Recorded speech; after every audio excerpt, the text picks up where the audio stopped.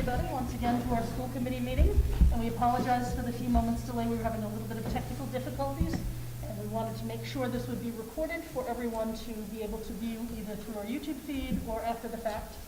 So again, we apologize for the delay. With that being said, this meeting is being live streamed and recorded, so people can watch it either live through our YouTube, I believe on Facebook it shows up, or go to our website and you can look for our YouTube channel and watch it later on. Our first order of business tonight is to approve the meeting minutes of August 18th, 2021. I would entertain a motion to approve the minutes of August 18th, 2021 as written. So moved. I have a motion by Ms. Smith. Do I have a second? Second. And I have a second from Mr. Mason. Any questions, comments, concerns about those minutes? Madam Chair, Yes. could these possibly be out earlier, because I did not have a chance to read anything. If it's not out at least the day before, I'm not able to look at anything. Okay. I'll talk to Ms. Varney about that. I know with these particular ones, that was the meeting with a lot of public input, so she was going to, and had to rewatch all the things, but I will speak with her and see. And if we can't get them, the open meeting law does say that with meeting minutes, it could either take 3 months or 3 meetings, whatever is the longest length of time. So we could push off, if people really wanted to, we could push them off, because the next item of business was for September 1st, which are not ready yet. So those were going to be pushed off to next month anyway. So do you have an objection with moving forward with this motion? I do, because I feel the same way, and because those are very detailed and lengthy minutes, I would like the opportunity to read them before I had to vote on them. Okay, so we do have a motion and a second on the floor. Mr. Mason, what's the proper procedure for proceeding that? Who made the motion? If he so chooses. So you agree and would like to we can do this next month or next meeting if you'd like to rescind your motion? That's fine, I'd like to rescind my motion. Okay. So the motion's been rescinded, and we will take this up at our next meeting. We will definitely do the August 18th, and we'll make sure that the September 1st minutes also get out with enough time to review. Thank you. Thank you. Bills and payroll. I would entertain a motion to accept the bills and payroll warrants as presented. So moved. I have a motion from Mr. Graves. Do I have a second? Second. And a second from Ms. Mattson. Any questions or comments? All in favor? Aye. Opposed? Abstained? So that was unanimous. Ms. Mattson, I did want to just check in with you. You've been signing the warrants. Are you okay still? Would you like me to petition the committee to see if anyone else would like to sign the warrants instead of you? That would be lovely. Okay. So for our new members, with the Mass Municipal Reform Act that was passed a couple of years ago, and then some subsequent legislation to include regional schools, which was after that because they were originally left off, we can have one person sign the warrants rather than bring it to a subcommittee and then the committee. To date, we've had Ms. Mattson, prior to her, Ms. Kojal is doing it. Is there anyone who would like to volunteer? It's typically, Ms. Geister, what is the normal process for alerting? We would like to have someone come in each week to look at it, because, well, they would be in touch with payroll every other week, but depending on what warrants are cut that week, because we have people out here doing activities, so it just depends. So Crystal's usually in touch with Lori to let her know when there's one to come in and sign, so. So they'll text or call or something? Yeah. So it's kind of, it's usually weekly, but it could be on demand if something comes up. If there's someone who might be interested in taking over that role, it is a good way to get familiar with the expenses of the district. And, to familiarize yourself with some of the expenses if you have some time. I don't think it's, Lord, would you say it's a lengthy process? No, it's a commitment to come in and do it. So do I have anybody interested now? Well, Mattson, can I get you to at least another month, and maybe people can think about it? Okay, thank you for agreeing to do that. We will find someone at some point, or rotate it if we need to for any time. Okay, thank you for that. Next up, we have our student representatives. I was fortunate enough to meet with our 2 reps the other day, just to kind of let them know what to expect when they're here. I'm actually going to turn it over to Dr. Kazanet first, who then will make the rounds to get you guys introduced. Absolutely. Thank you, Madam Chair. And what I've done is delegate, because that's what superintendents do.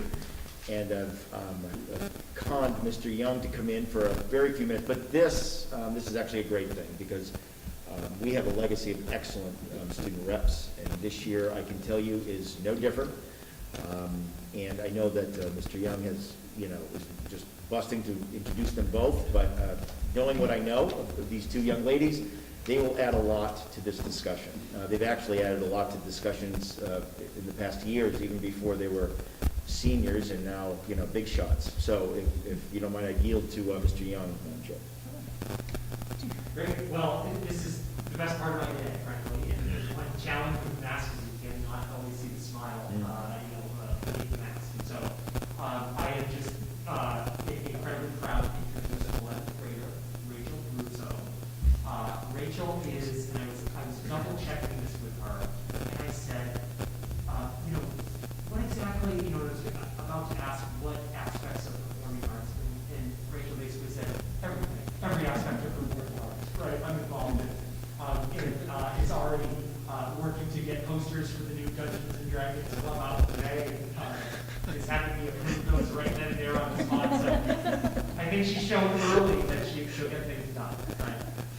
So Rachel is an 11th grader, and I would love Rachel and then Madison to maybe say a couple words about yourself after I finish introducing both of you. And then so Madison Ambrogi is a 12th grader who is on the cross-country team and also track and field team, correct? And Madison has been in my office several times and out-negotiated me on basically every topic. So between these two young ladies, I think our school is going to be really well represented, and the students will do a great job kind of embodying some of the voice of Narragansett, of NRSD students. So I'm proud to introduce them. And so we will now share that.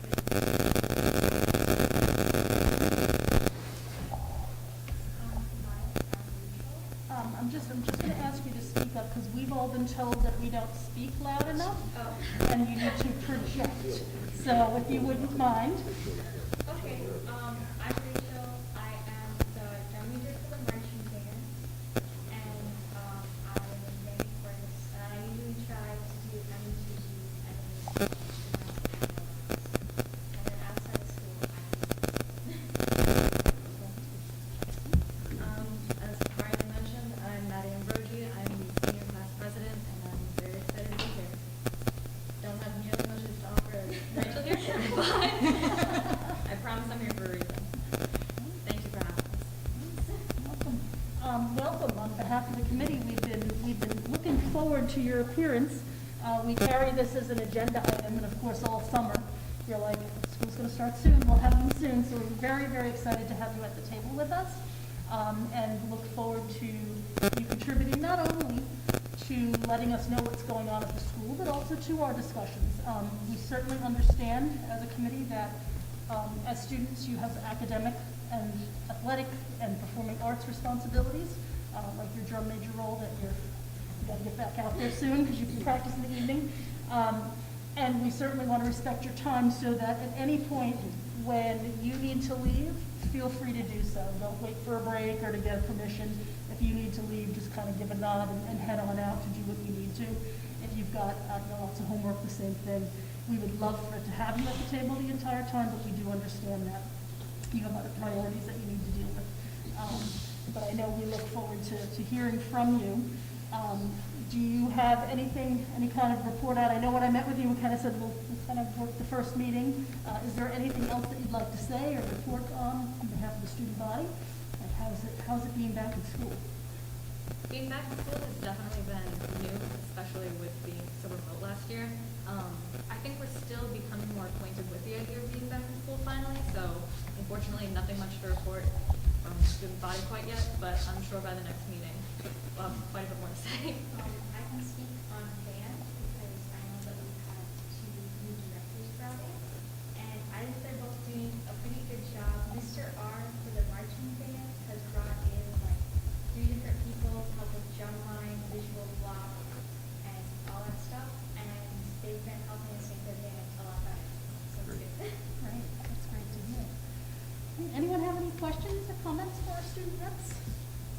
excited we are at hearing it. Well, I thank you for coming and for introducing yourselves, and we look forward to your contributions.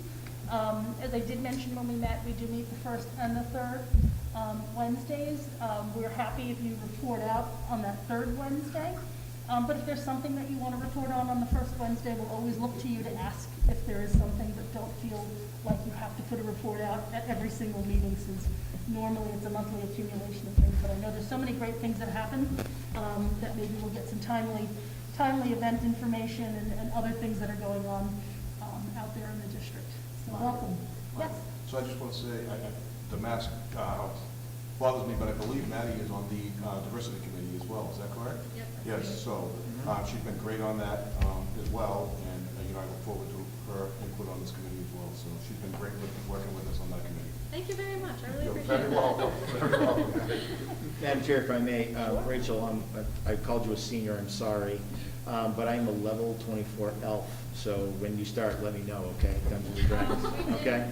I'm just saying, just let me know. All right, I'm ready. He's got a nice big table out in central office that you can move around to, so he's right. Well, thank you and welcome, and we're very happy to have you here. So, and thank you, Mr. Duncan, for coming and doing the introductions. Absolutely. And be careful, I hear there's Yeah, it's storms on starting to the get way, very so- dark, so be careful. Okay, thank you.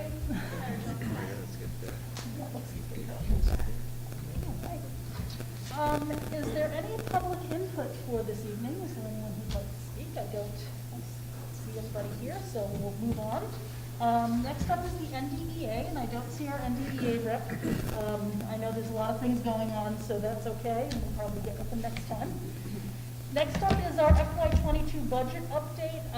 As far as I know, there's really nothing new with the FY22 at the state level, other than the fact that there's like $5 billion in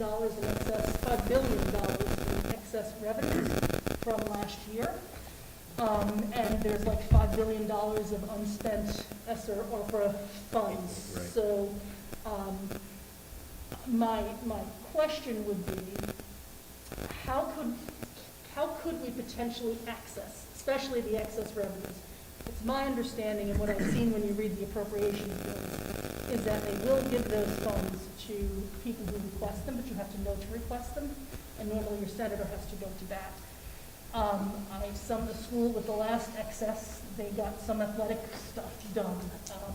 It may be something to look at, but I don't know if in your travels, electronic communications, maybe with Senator Goby, you might want to broach that discussion with her to see what the temperature is out in the Senate for spending bills, and if they're looking to really put more in the rainy day fund based on events. But, if we could get anything, we have a track that needs to be replaced. And there's all of these infrastructure things that maybe we could get some funding for. I guess you can't get told no if you don't ask. Absolutely, Madam Chair. And it's interesting because I'm going to talk about needing money in a certain area. It'll be nursing. We'll talk about that. But I read the announcement today, and I think that we should definitely, and Maria and I will get together and put a thoughtful list. Sometimes when you put a laundry list of just every item under the sun, it should be directed, and I think should be focused on certain things. So clearly, I will definitely reach out to Senator Goby and company to ask, beg for funds. Absolutely. Excellent. I don't know if you had heard anything else about the budget. I think that was about the only news that I had heard. And the other piece here is just our Esser funds update. I know that you reached out to the towns to try and get a meeting together just to discuss what the issue is, potential solutions, and that should be happening soon. But I did just want to put out, is there any update that you might have to any of the grant monies, any changes that we need to be advised of, or anything new that's come up since only 2 weeks? So, I don't believe anything new. I was able to connect with Templeton's town manager and explained the aspect of Esser 2, in terms of the minimum contribution. I did receive a call today from a selectman from the from the Phillipston Select Board, and we just couldn't connect, so I left a message. I don't know if that's why he was calling, but I definitely, I'm thinking it could be that. So we have made strides in getting connected, so we'll continue to do that this week. Does anyone have any questions or comments on budget at this point? Ongoing business, or business managers report. I don't know, Anne Marie, if you want to just give us the highlight of, it's early, so obviously we haven't spent a lot. But anything we need to be looking at or concerns, or anything that you want to highlight? I know our grant monies and they come in as they come in. Yeah, I'm just gonna kind of focus on the grants and just kind of explain. I think the general fund sort of explains itself. You can see the different lines, the spending in it. The one thing I will say about the general fund is next month you should see a lot more things encumbered, because right now there's no salaries encumbered, because I can't do that until I actually close the books, and I'm working with the treasurer to do that. So you'll see a lot, you'll see that bottom line go down real quick next time.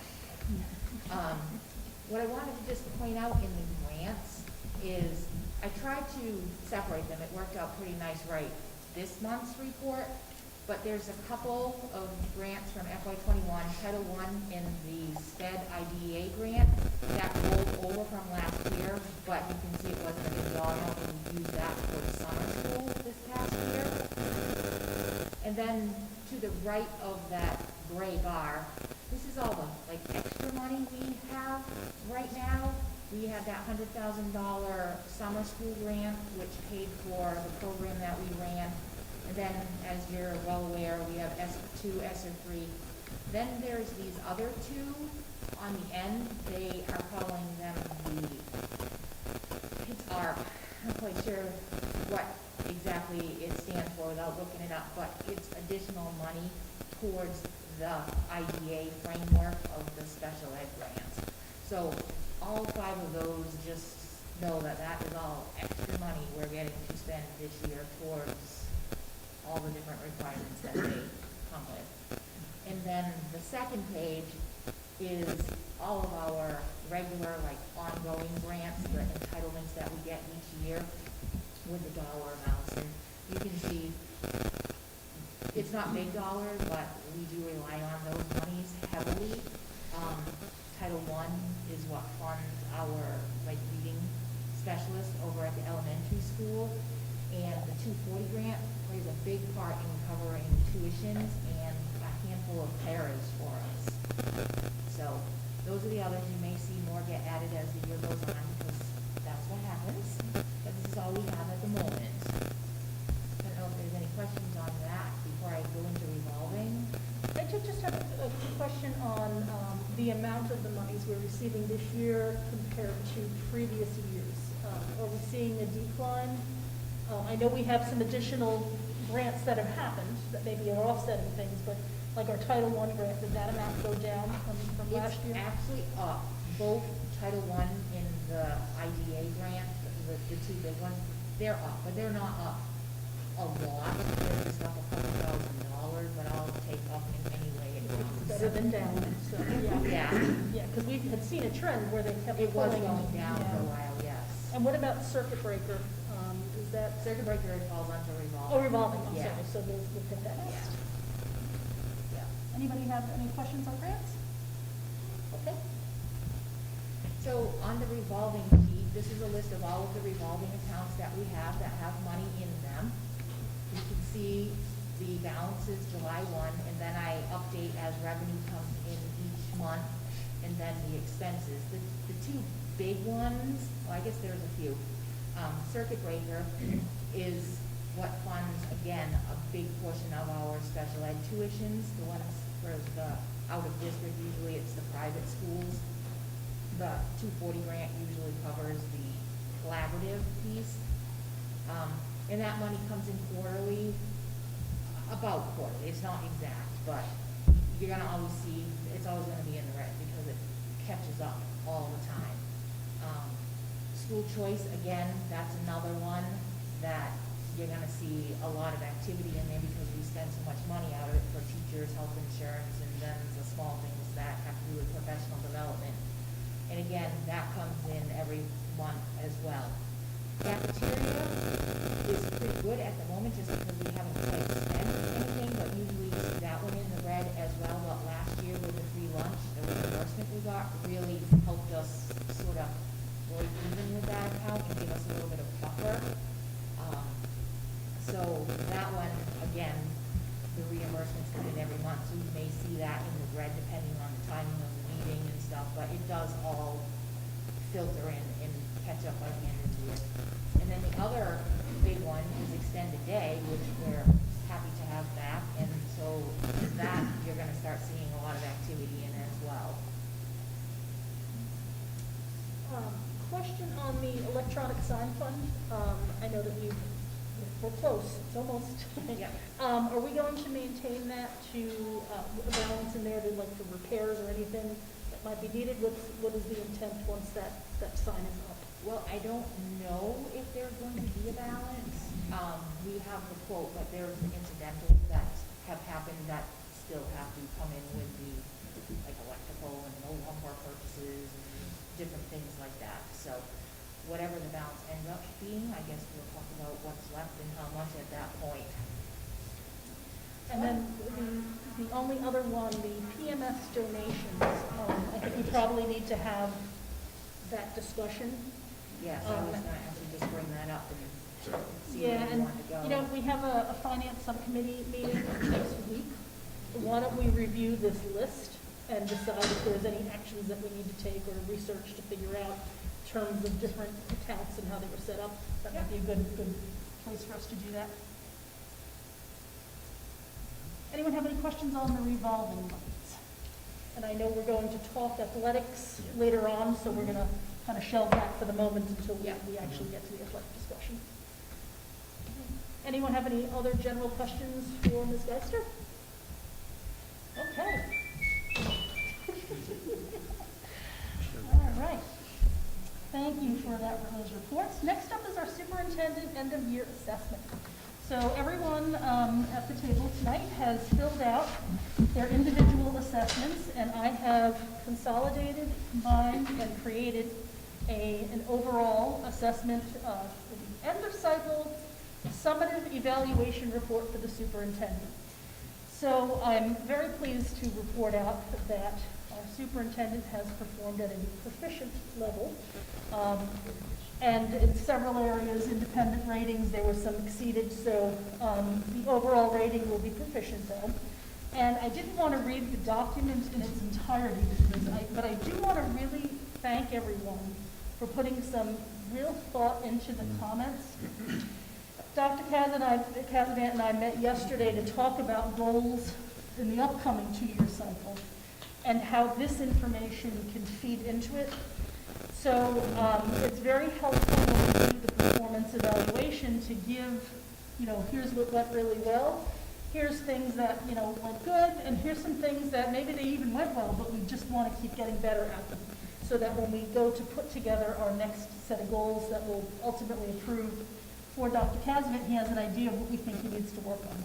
So I do want to thank everybody for putting the time in to really take a look at, and I'll be honest, I said to him yesterday, you gave like 10 books of data, and I couldn't read every line of it, so it was a lot of detailed information, and it was a lot to get through, and I really want to commend our new members for taking the time to go through that, because we, the rest of us have lived through the 2 years that this cycle covered, so it was really easy to see some of the things happening, but for you just stepping on, you may have been aware of some things, but to have that level of detail, I'm sure it took a lot of time to actually go through, so I want to thank everyone for that. I do want to read through the overall comments, because I think it's important for us to say them out loud, give people time to reflect, and they can add anything else once we're done. And then if Dr. Cazanet has any questions he wants to ask the committee on anything in here too as well, we'll get to that. But I do want to read the comments because I think it really reflects an interesting couple of years and the results that we've seen. So the first comment was, what was difficult to reflect in previous evaluation areas must be mentioned here. The way this district has managed the COVID crisis has been exemplary. Communications were frequent and clear. The district managed to adjust back to in-person learning for April deadlines with barely a hitch, despite the creativity it required from staff and administration alike. Important traditions were preserved in new ways, and new traditions, like the senior parade, were created as a way to recognize the achievements of our students. Our superintendent provided the leadership our district needed, ensuring his administration was empowered to ask for what they need, even as recently as the 2021-2022 school mask policy, providing empathy to those who disagreed with his decisions, and at all times prioritizing the needs of our students and making decisions based on shared data and inputs from other districts. The next comment was the last 3 years have been trying, with TES school opening, PMES closure, navigating the pandemic, endless negotiations, all handled with professionalism not always seen in our district. Based on the evidence presented by the superintendent's office and the standard is set by the state, I would find Dr. Casavant's overall performance during this evaluation cycle to be proficient based on a combination of the few items I found particularly outstanding based on the qualitative measures as set by the DESE rubric indicator system, like teacher leader implementation, mentor-mentee program, implementation of STAR, structure of scheduling, et cetera, et cetera. I'm not going to read all the detail. And those that I did not find continually executed, and this was like two-way community engagement, that was not outright required for the federal funding, and also a low evidence of keeping up with the PTO at TES and the booster club, of course, with COVID, obviously. Along with an overall proficient measure of those items provided as evidence for which in this evaluation I have not made mention of yet.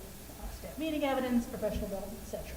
Because they are well-structured and standing features of the district's internal growth and development. I believe that the superintendent, according to the state standards, has done exceptionally well combining behavioral, civic engagement, and service learning enhancements amongst the staff and students during this evaluation cycle. I also believe that the superintendent can do better and further goal set in such a way that promotes further initiatives that were left behind during these tumultuous times, like building those external structures to communicate with the wider community, while encouraging a growth culture through further goal and initiative setting designs, and strategizing with the assistant superintendent, addressing lines of communication with younger parents that are eager to understand how their child is doing in the early years to maximize their efficiency. I left that like I was going to say something else, but that was the end of the sentence. Next comment. Did my best, knew, and knowing that COVID impacted many of those areas and limited some of the work that could be done last year. I think that's an understatement in a lot of ways. Dr. Casavant has done a great job the past 3 years, especially considering the issues facing our district. Budget restraints from the state and community, 3-year negotiations, COVID-19, etc. He has presented himself professionally and appropriately in situations I have witnessed. And then lastly, Dr. Casavant has provided true leadership these past 2 years as the district navigated through the pandemic, all while not losing focus on the goals that were set for the district in the strategic plan and district improvement plan. He's represented the district well on all fronts and continues to look for ways to improve communications with our member towns, which has been an ongoing challenge with the many budget and fiscal constraints placed upon the district and the towns. So those were the comments for the overall evaluation. And as I said, there are a lot of comments for all of the individual pieces that go into this, but I don't want to, I could spend an hour reading them, and I'm not going to do that anyway. I'm going to make 2 more statements, I think, and then I'll open it up to the floor for any comments. Just an observation as I was putting these together. One thing that I just wanted to note is that an area that seems to be a focus area, communication. It's always a focus area. And I think in my long tenure of working and whatnot, communication's always been, because that's a feeling thing, and we all have different feelings on how we like to be communicated with. So figuring out that how to drop the wide net of various communications, obviously it seems to me was kind of a theme that we want to continue working on and making improvements. I will say that seeing where we were 2 years ago and the challenges, that I personally noted, a lot of really great things have been put in place. Having a student in the high school, I've seen what communications come from the high school, so I do have a hands-on with some of that I've seen that people probably in the community don't. Just the great communication that happens on a weekly basis. So there's a lot of things that have been implemented, but there's a lot of things that we need to do and keep up the momentum on. So, and then I'm going to now throw it out to the committee. Does anyone want to add to any of the comments or any other feedback to give Dr. Kazan, and then we'll open it to Dr. Kazan to ask us any questions that he may have. Okay, I think everybody feels like they captured everything. Do you have any specific comments or questions? You know I do, Madam Chair. Thank you. I always do. And I appreciate it. So what I have always, what you know about a superintendent's evaluation is really the hard work and reflection of everybody who works for you. It's true. You do very little of this work that is listed. The actual, hard work of it. And, Kate, Anne Marie, and just everyone, the teaching staff, they're the ones who have really, and I'm going to use the word save the day. I think I want to go back just more than a couple of years. When I first, in 2016, and it's no secret, we talked quite a bit about it in the very beginning, there was very few administrative structures. There was no contingency planning in the sense that it was written down. Plans were made, but it almost seemed as if they had very little thought, and some of them were outdated. There's a lot of reasons for that, a lot of good reasons, not effective reasons. So there was a lot of work to do. And if there's one thing that, I think that we've made a lot of progress on is capacity. In a small district, we're onesies. We're just one of everything. And there's very few opportunities to have a backup. And so people, I know that central office they hate when I talk about, because they get just so bored and they've heard it so much, and I get it. But if it were all end today, I think probably the best thing that's happened, since 2016 that we've worked very hard on, is we've built capacity. We have people who could, in a pinch, and could never replicate, but could, in a pinch, take over as the business manager, or has the duties just to move forward. That was nowhere to be found. The registrar has a backup. The superintendent now, folks, has a backup. Someone who absolutely, and certainly in our case, could lead as effortlessly as you almost see no change, no difference. That is in any organization that, coming from a military background, quite frankly, is the key. The hard work that has happened is really the teachers and the building principals. I'm going to say that. So I share all these wonderful comments and will. I give them credit for all of it because they've made it happen. They believed in something they didn't necessarily believe in the beginning. I will tell you that, and they allowed us to work with them. So I appreciate the feedback. Communication will always be a goal. It will be. I will say it'll be one of my goals. I will say, if I have any say in it, communication will continue to be a goal because it is ever changing and it has to be improved constantly. And so I do. I appreciate all the feedback. I really appreciate how much time people took. That's not often that you see this depth in responses. Because I really do. When you put all that information, or all that work together, you want to get some feedback. And I said that to Madam Chair last night. All I wanted really is feedback. And so let's where I'm going to get better, I'm going to get better, and where we are good right now, we're still going to get better. So, but thank you very much for the feedback and the support, quite frankly.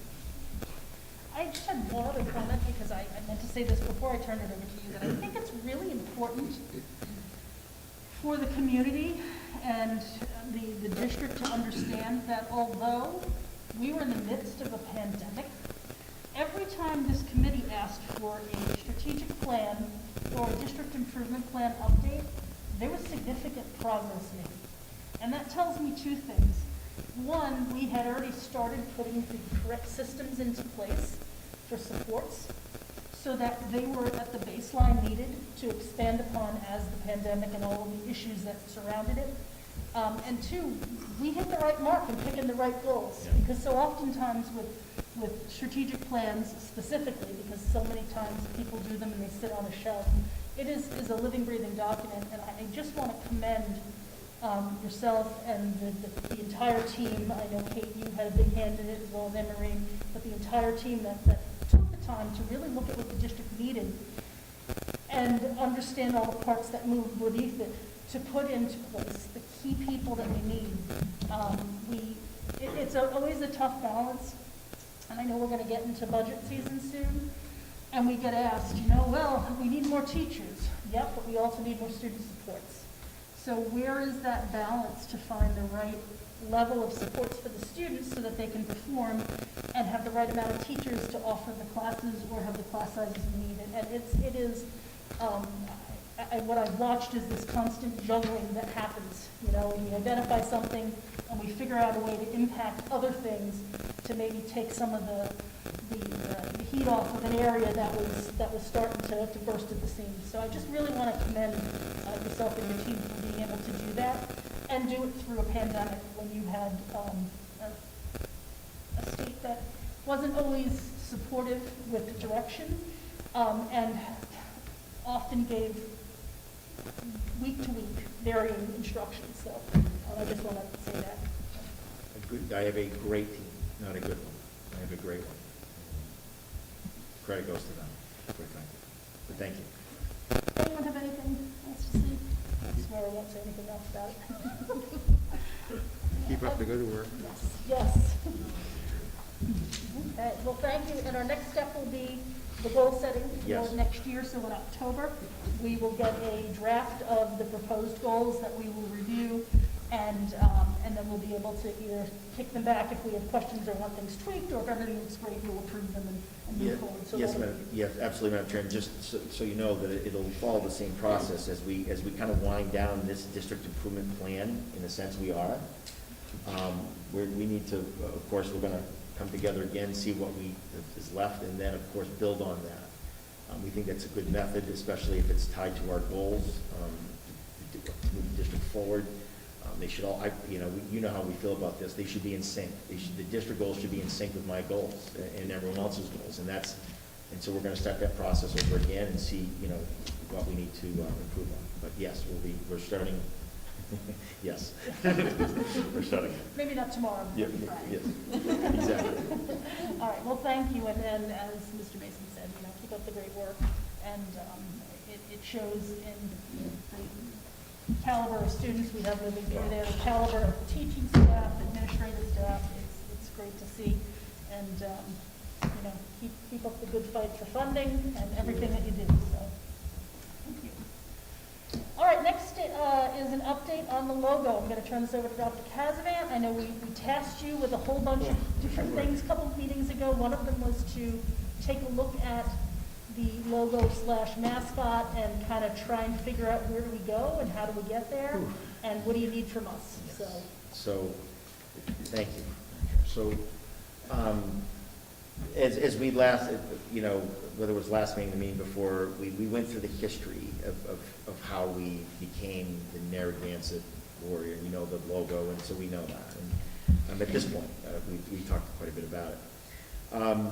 And so, what I'm poised to do with the team is to move forward. So now, whatever the charge is of this committee, what I would ask is that we make that tonight, or very soon, because there's a lot of work to be done. I met with the yearbook. Let me give you just one example. I met with the yearbook staff, which are comprised mostly of students, as everyone knows. And if you don't know, that the yearbook is called the Arrow, and on the binding is Narragansett. And so, there's these things, but that's okay. So they breathed a very large sigh of relief when I said to them that they're going to move forward with that. We're not going to change the name. How do we? We don't, because I can't give them a direction. And plus, as publishing goes, as everyone knows, they had to have the spine detailed in, I think it was a week or 2 weeks ago, or something to that effect. Maddie, you're not on that committee, are you? I don't remember. I'm not on your book, unfortunately. Okay. So anyway, what we did talk about, though, is they have, as a matter of fact, I've spoke to now several groups of seniors at this point about the mascot and where we're moving from there, and I explained everything. I explained that tonight's meeting was potentially an important one in that process. You know, I received questions such as, well, what are we? Do we have a logo? I said, well, technically, no. They've retired, but obviously we have the logo.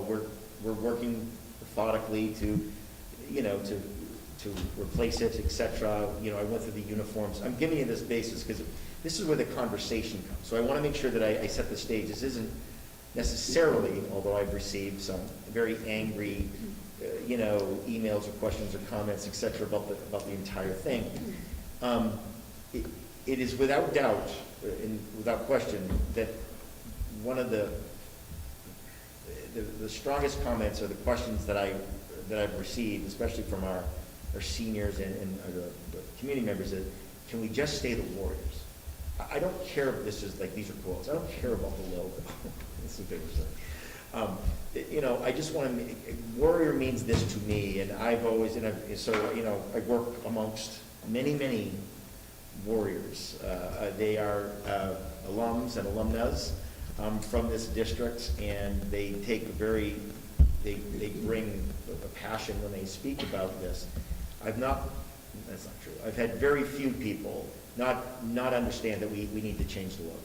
I have to tell you that, yes, I have definitely run into some, without a doubt. And I've explained, as I've done, just did yesterday, to the Warrior Leadership Group, the young men and women of the senior class, and I bring the bill, okay, I show them the bill, and I talk about it, and I read, but basically it's inappropriate to have another human being as a mascot, and we talk about these things, and so anyway. I think the question before the group, and again, we've already gone through the kind of the history of it piece, is I believe that this committee, I guess from my viewpoint, needs to decide, I harken back to Ms. French's, just be an animal. and I'm joking. I don't necessarily mean to joke. It was a funny kind of moment there, but that's almost what folks are saying from just do yourself a favor. So I went ahead and looked at the minutes from the subcommittee and read through those and saw those discussions and how that became. And then I really just did a Google search on the definition of warrior, as was done there. But I also did a Google search of I'm just going to be very candid. I literally Googled, is the word warrior inappropriate, to Americans? Google search it. That's how I did it. And it was interesting because what came up was the Washington football team. There were 2 articles, SI Sports, and basically they considered the word warrior, but then turned away from that because they're getting obviously a lot of pressure, and that was what the article was about. And I found several articles that went both ways on things. I want to just say this, that that is, I was tasked with really gathering this type of information. I also want you to know that what was brought to my attention, and I brought it up in a smaller meeting, and because of television rights or whatever, copyright infringement, I couldn't send it to the board. You would literally have to go on to PBS, and you'd have to make a donation. Okay, I'm being serious about it, but I did order the CD, but way too late because I thought I could just copy the link, and they don't allow you to do that. But it's called Discovering Your Warrior Spirit with DJ Vanis. And it's an unbelievable, it's a gentleman who is a Native American. He was in the United States Air Force. He was a pilot. And he talks about what Native, discovering what your warrior spirit is. And so I sent him an email because I wanted to talk to him about really our situation. I haven't received anything back. So I was very interested. I watched it. It is fabulous. It's fabulous, okay? It's unbelievable. If you have a chance, please take a look at it. But I wanted to get his perspective because he talks about the warrior spirit, yes, in the Native Americans, we're talking about how everyone could develop this. And someone had actually brought this to my attention, so I want you to know that someone from the community brought this to my attention and said, look, this is what I think. This is how I feel. I'm not articulate enough as this, the gentleman's a professional speaker. This is what I think. So what I've said to everyone is that, there's the bill, and I want you to know, as of yesterday, I emailed both Senator Goby and Representative Susanna Lee Whips to gain first off, a status update. Because the community folks that I've spoke to go, look, this thing isn't even it's not even a bill, it's not law, it's a bill, it's not passed. And folks know that it's circled several years. This has come up and then gone up, gone away. But really, that's not really, the topic. It's about doing what's right, etc. But I did reach out and said, is there some movement or anything on this bill? Because that was another question we received about how can you do this if it's not even the law, and I'm using my quotes, okay, about that. And again, I go back to, well, the committee has to decide what is right? What is the right thing to do? Everyone is very confident that I've spoke to about that it will. It's just a matter of time. I haven't received any feedback on it. It's been a pretty large change if you considering there's an amendment to this. I think that is slowing it down. It's just not only Native American imagery, it's also religious or cultural, and I think that has bogged things down quite a bit because that has now entered other groups into the conversation, which wasn't what the intent of this bill was, and that has been I think it's been problematic probably for the folks who have put it forward. So, in any event, I've talked for 7 minutes and I apologize. I know that I have, but I wanted to give you I've exhausted, I mean this in the best of ways, I've exhausted what we can do without directive. It's either, quite the way I see it, but the committee certainly can decide, it's deciding, do we start anew? Pick an animal, Chris, as we joked, or whatever the case may be, or is it just literally finding another mascot, a representative, right? A visual logo, I should say. I guess that's how I see how these conversations have come to me, but that's not exactly necessarily how the committee will view it. But if we're going to do anything, or just whatever it may be, we need to start immediately. I need a charge. And I think I've exhausted all the other areas. I apologize, Madam Chair. No, that's okay. So just to summarize and make sure I understand, your request is that you're looking for the committee to make a motion to give you the direction. Do we stay with the warrior name, or weighing look the evidence? Absolutely. Yeah, or right, look to start, with a different moniker, if you will, for the school, and then move there, because you can't come up with a new logo if you don't know what you're going to be called. And I've been assured, just so you also know, I've told all the students that I've spoke to that technically, right at this moment when I was speaking to them, we are warriors. Until something changes, we are warriors. I can't, there's nothing else to kind of go by at this point. So just know that I've also said that until a decision is made otherwise, and then we map it out, quite frankly. So let's put a motion on the table so that we can have some discussion about pros and cons. We have to be careful. I just want to go to parliamentary procedure. If we do, someone makes a motion, I'm going to make it simple to say, let's stay with warriors, and that fails. Someone can't then turn around and make a negative or opposite motion. That doesn't work that way. So I would just recommend whatever motion we make it simple, so that we can debate it and decide up or down to give Dr. Kazaneth the direction he needs. So I would, and I'm going to throw it out to the floor for someone else to make a motion so that we can then debate it and discuss it to see how that turns out. So and I'm going to look at Jeff, because you spent a lot of time in that DEI committee, and I know that you had a lot of feedback from a lot of different people. Would you like to put a motion on the floor? Yeah, I'd like to make a motion that the district remains named Warriors. Okay, so I do have a motion to retain the name Warriors, and I have a second from Mr. Mason. So let's discuss it. I'm sure that a lot of people have some thoughts. I'm going to actually start with Maddie, if you want to give us some thoughts and impressions that you've had, especially I know that you were in the meeting with Dr. Kazmat, and you've spoken to a lot of other students, so I'd be really curious to hear your thoughts.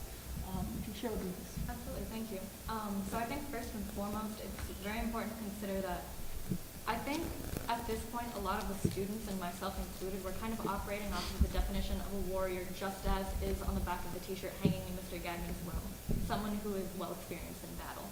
I think being a warrior is kind of an embodiment of character, and something I also like to bring up is I had a conversation with a fellow classmate of mine, and not to speak on behalf of my personal beliefs or that of the school or anything, but it was very interesting the conclusion that we came to, in that in the changing of the name of like the Washington football team or the Athol Red Raiders, which I believe are the Bears now, right?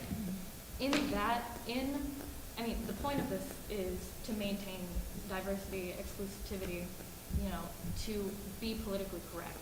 I don't know if that's like a bad thing to say, but in doing so, in maintaining the Spartans, the Mountaineers, even cowboy-related imagery as mascots, I feel like, to be blunt, you're excluding everyone but like white men, you know?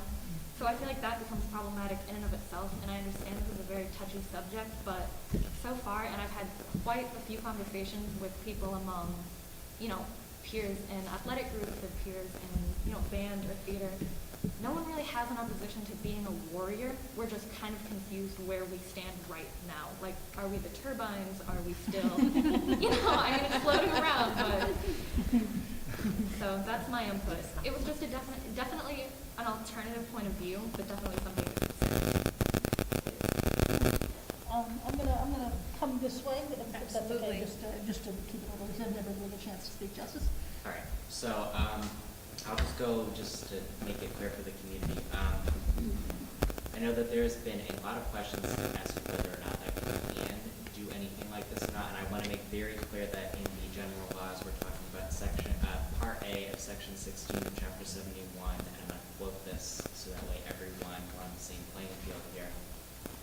The committee has the right to, quote, to adopt a name and corporate seal and the engraved or printed facsimile of such seal on a bond or note of the district shall have the same validity and effect as though the seal were impressed, end quote. And that is a specific right granted to regional school district school committees because we are our own municipality. We were underneath Governor Phillips. This would be a very different conversation at this point. And because the right to name yourself and the right to give your engraving naturally falls from that, you can nickname yourself and you can set your own mascot and seal. So I just want to lay that on the table so that way people in the community understand that this is, at the end of the day, your committee represents you and this is going to be how this decision is going to get made. It's not done on town meeting floor. There were no promises made on town meeting floor. I understand that that's been going around a little bit.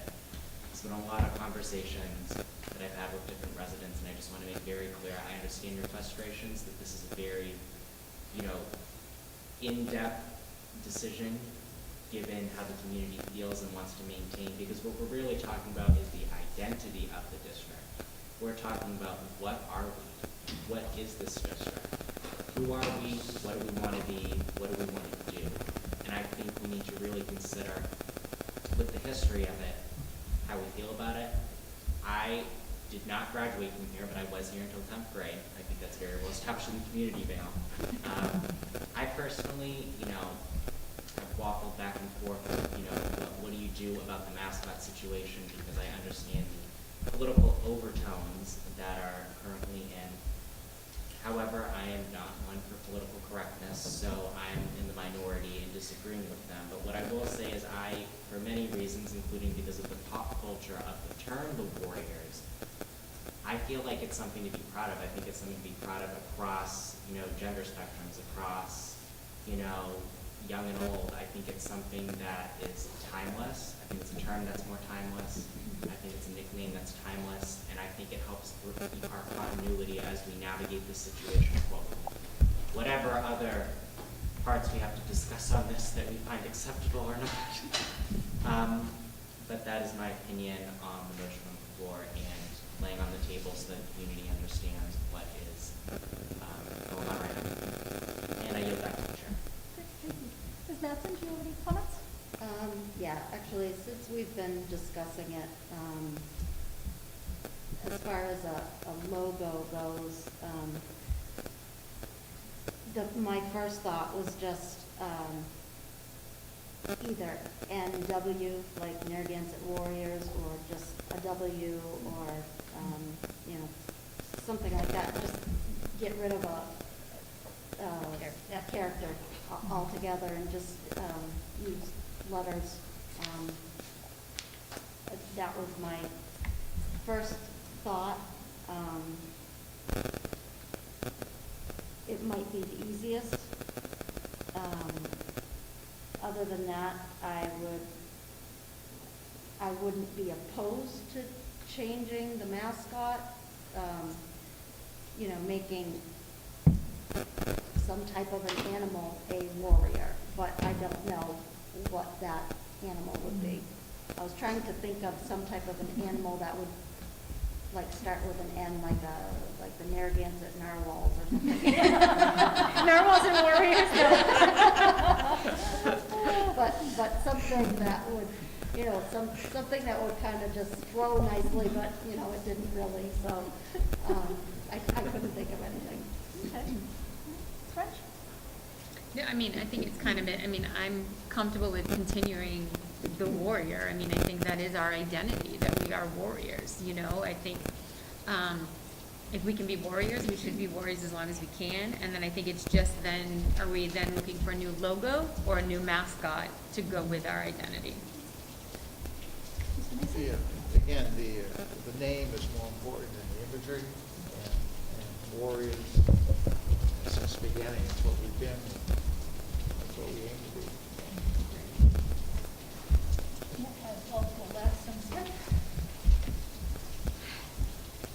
So there's a few different levels on which I think about this. The first is that I'm in touch with the folks who put this bill on the floor.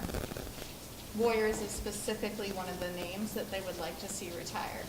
So, by all means, we could decide to keep the Warriors tonight. They could get the bill through, and then we have to change. After just having voted to change to an NW or something, and then I don't know, maybe do we become the Walrus? I don't know.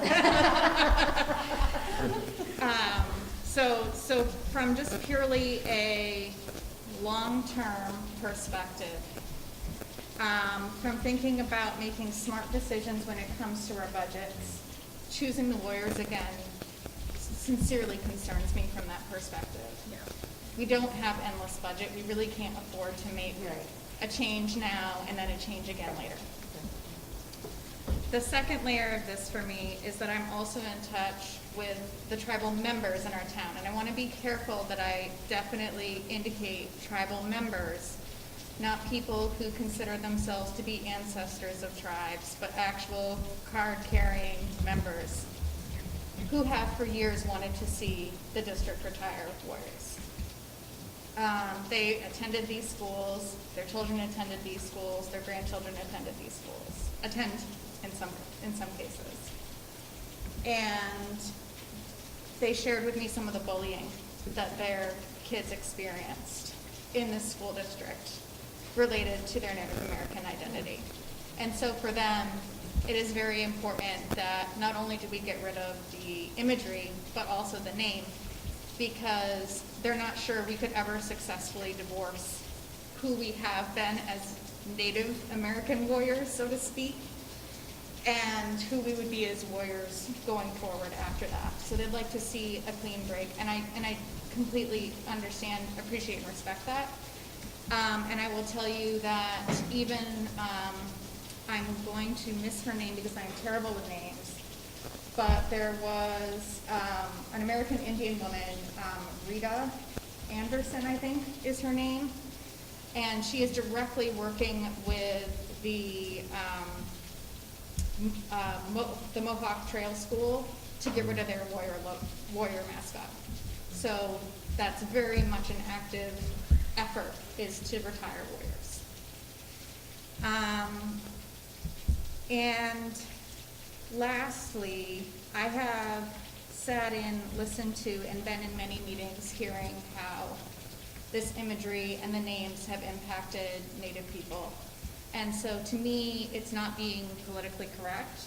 To me, it's listening to and caring about people who have literally been told that they're extinct in some cases, and doing the right thing by them. So trust me, I don't say any of this lightly. I very much appreciate that Warriors is who we have been since the 1950s. And the grieving process that comes with potentially facing a change. But I also look forward to, question, A, are we gonna have to spend money twice? And B, are we pride ourselves on being a group that creates a community that makes people feel welcome, safe. We prioritize those things, and are we continuing to do that if we keep the name Warriors? And just, the student representative brought up the word battle. That is one of the key reasons that Native Americans want to get rid of these Native logos and references, because they do not want to be associated with battle.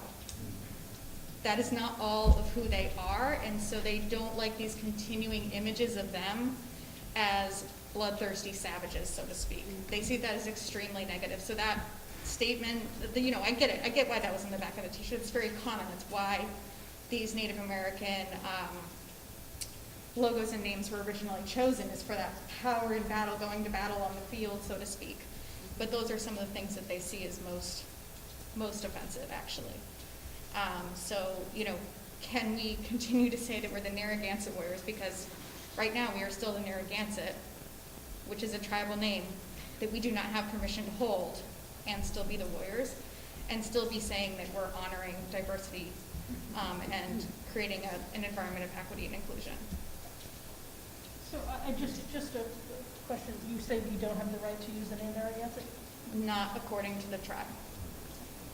Interesting. I've never heard of anyone phrase it quite like that before. Yeah.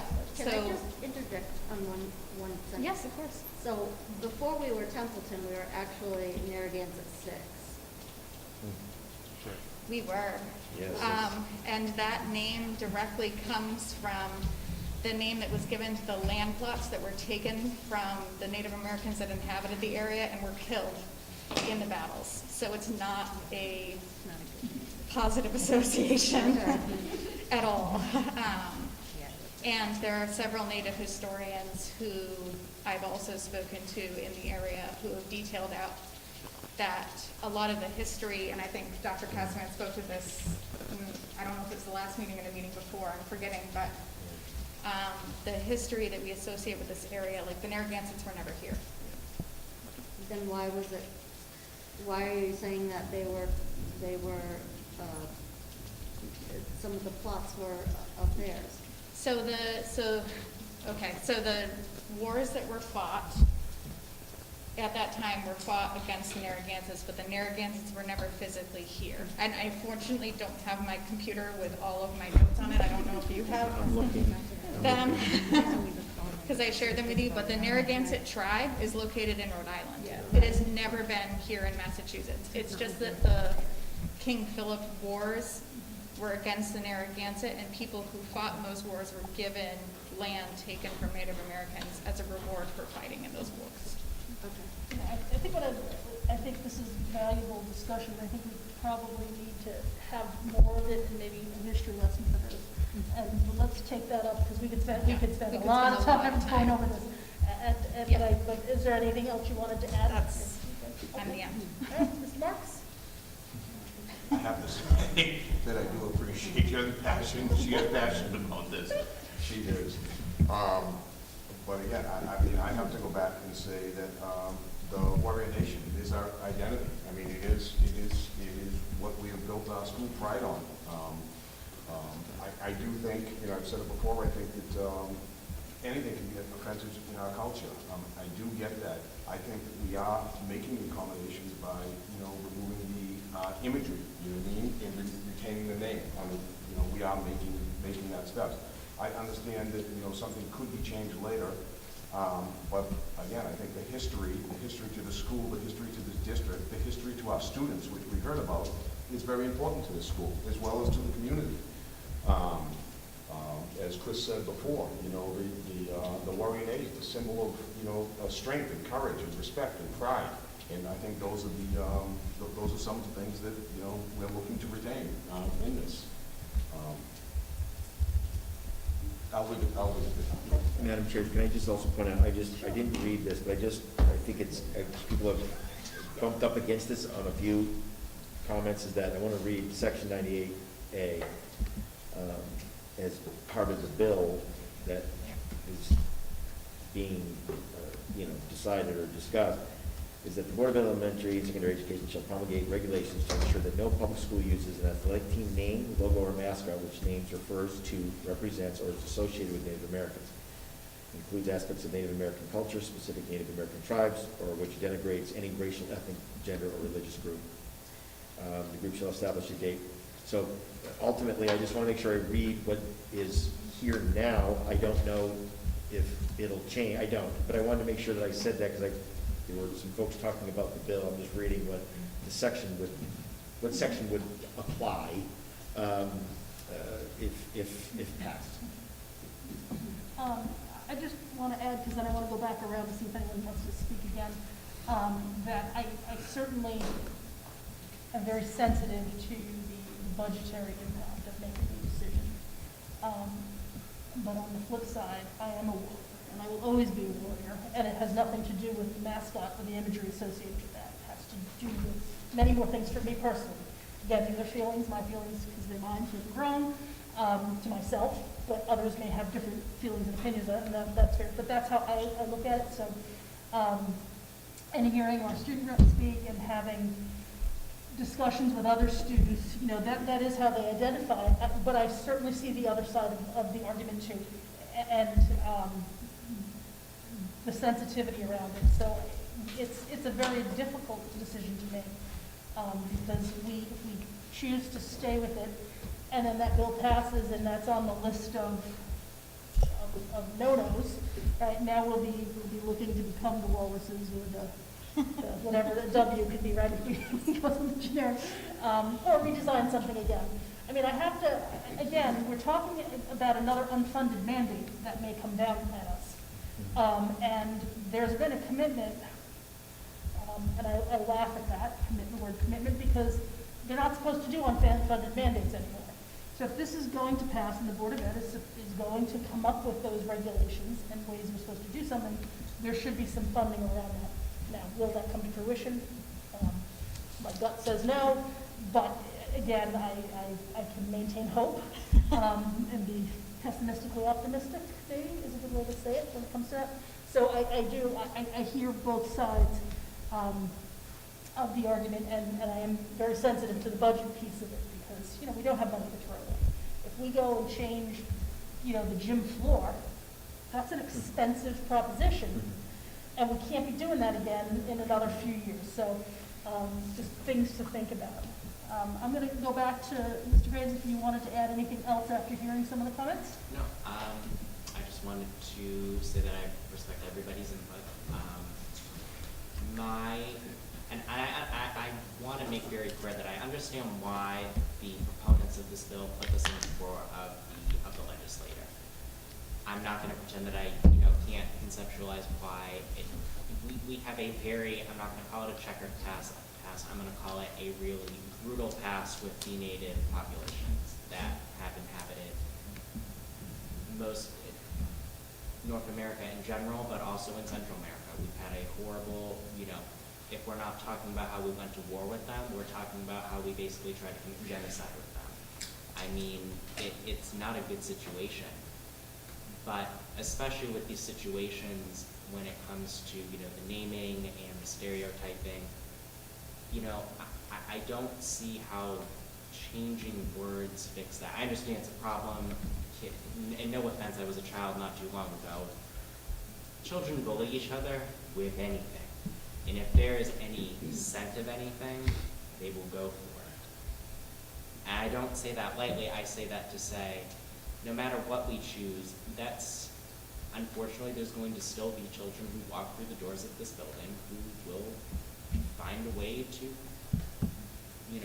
harass and intimidate students in that manner.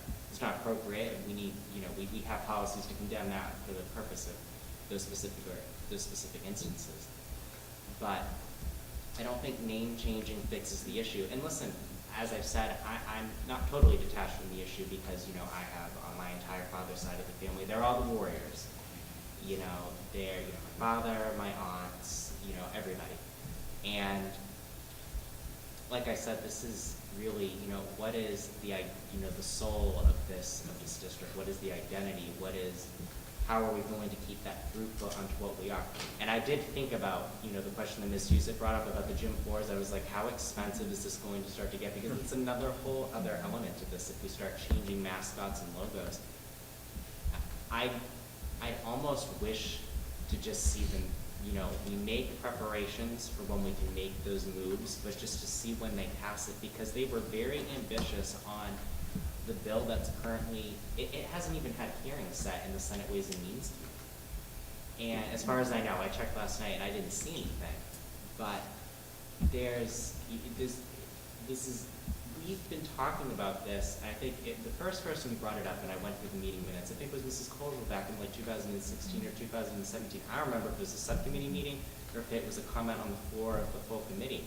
But we've been talking about this for quite a while, and it's gone up. They've been overly ambitious. They cast back down. And legislative cycles are only 2 years. We're going up on the first year. The calendar's about to end, and then there's that, I forget if it's the February 10th deadline. They can't refile if something happens. So I'd like to see if they put any funding behind this. I'd like to see if we can encourage our legislators, because Ann Goby is on, if it didn't have a financial impact, it wouldn't be in the Senate Ways and Means Committee. That's the whole purpose. And Ann Goby is our Senate relationship in that regard because she sits on the committee. She will be an important vote in deciding where that goes or where that gets put in terms of the hearing process. So that is something that we really do need to consider, but those are my thoughts. Mrs. Mathis, do you have anything to add? Only that I grew up in Athol and I was a Raider, and like you, I will always be a Raider. And apparently now that they are the Bears, I really could care less, So, I think it's whatever you grow up with, you know what I mean? So if the kids who are in elementary school now, I don't think it's gonna, change their life that, their school changed their mascot if we end up doing so, that we're not Warrior Nation, or we're not Warriors, or we're not Indians, and we're not whatever. If we're the Wolves, or we're the Bobcats, or whatever. Or the Narwhals. Dr. Hasby just said, there's your W. There's your W, I guess. I mean, I'm just saying. So, but, I can understand, maybe the seniors might have a little bit of a problem with it, but,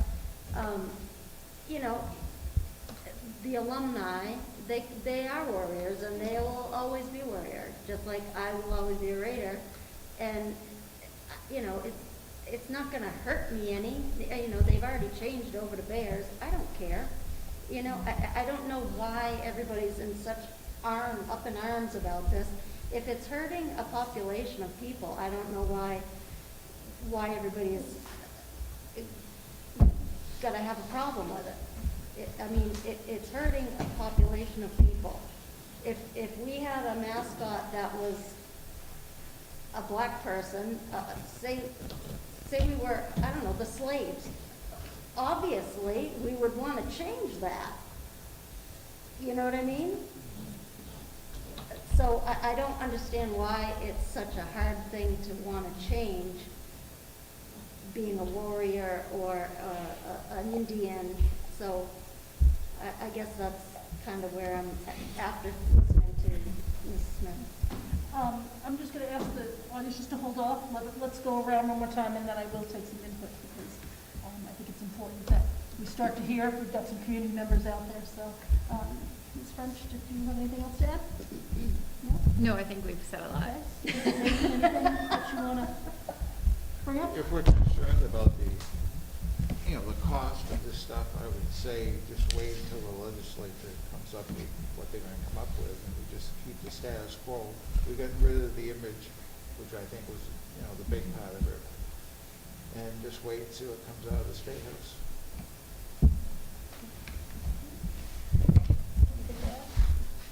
I think the question is just if we do just get rid of the image, then what are we in the interim? Because visually, understandably, people want something. What's going on my so- uniform?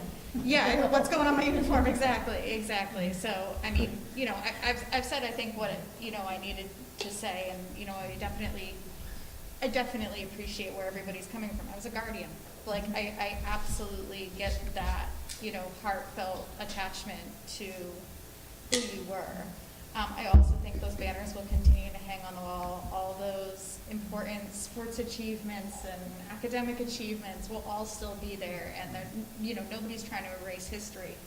Just trying to look forward to a different future, and one where, we can truly say that we've created an environment that, is welcoming to everyone who walks through these doors. Jeff, anything else? Yeah, I guess I just want to respond to Laurie's thing. I mean, where I grew up, we were the Bengals, okay? And I think what is difficult is the identity, okay? I know that Ms. Masson said that, she'll always be a Warrior and you'll always be a Raider, but identity is important, no matter who you are. And the school is identified as the Warriors. And I mean, again, there is a lot of history there. There is a lot of culture there. There is a lot of pride there. As Jen said, the banners that are out there. I mean, everybody is proud of the achievements that we've made, and we've made them as the Warriors over the years. And I think that's what the important thing is here. And I think that's the difficulty that I have, is with the identity. The school is identified as the Warriors. Again, I'll go back and say that we have looked at it, you know what I mean, in changing, Hank talked about changing the, actually it was Jen, so what do if we're not the Warriors, we're still looking to change the imagery, you know what I mean? We're still moving forward with that portion, but it's just the name that we're looking at, the name and the identity that we're looking to retain. So. I'm going to just cede my time because I do want to hear from some community members. Just if you wouldn't mind, I'll start with Terry. If you just want to identify yourself. Terry Griffiths, resident and select board. St. Margaret. Real brief, in my childhood, I feel like I was raised to respect Indians and, that it was okay to play cowboys and Indians and that everything was hunky-dory and there was nothing wrong with it. But as I did the research when this came up, my innocence was totally lost. And it just shocked me. And I also felt like what I lost was nothing compared to what the tribal nations lost. In that regard, losing a logo and a mascot pales in comparison to what the tribal nations have lost. I just finished a book today, Fish Don't Exist, and eugenics on reservations was huge. That was just one thing. So the last thing I'll say is, what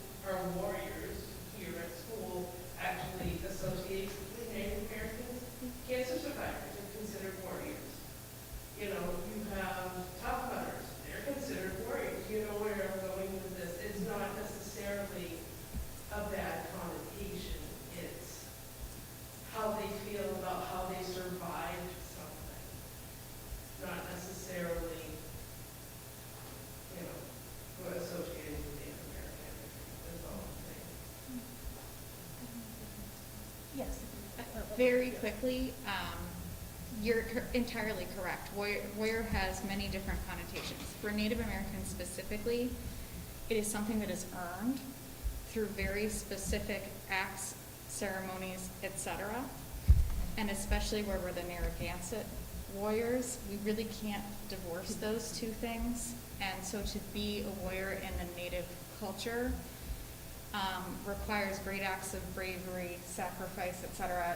Again, I don't happen to have my definition in front of me, but this was something that is very sacred to them. So to be a warrior in the Native American culture is very, very sacred. And so to claim to be a warrior in any Native American capacity as people who haven't earned that, like they don't consider sports to be a way of earning the warrior moniker, for example.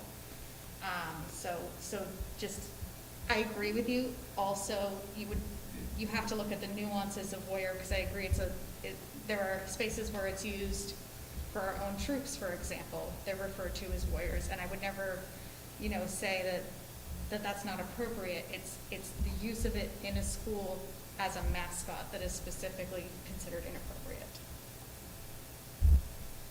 Yeah, well, I think we've probably commented out, and I'm just going to summarize where we are so that we know what kind of vote we're taking.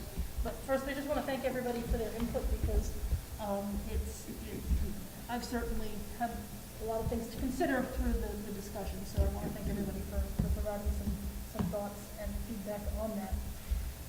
So the motion on the floor was to, at this point, retain the warrior name. And the reason that we're doing this is so that Dr. Kazanek can move forward with the next steps in coming up with what replaces the little circle that the Indian head, that we've retired is, because at our May meeting, we retired that Indian head. There's a big blank space, and we need to do something that will replace that. And obviously, listening to the conversations, we do know there's a bill on the floor that could potentially impact whatever decision we make. If there's a positive vote and the bill passes, we may have to change that. Again, we don't know when, but there's all those things as monies to consider and whatnot. But the motion on the floor was to retain the warrior name for the school district. So, Margaret? yes, I was Can going I to just ask make, if there was I any just want to last make it comments. clear Sure.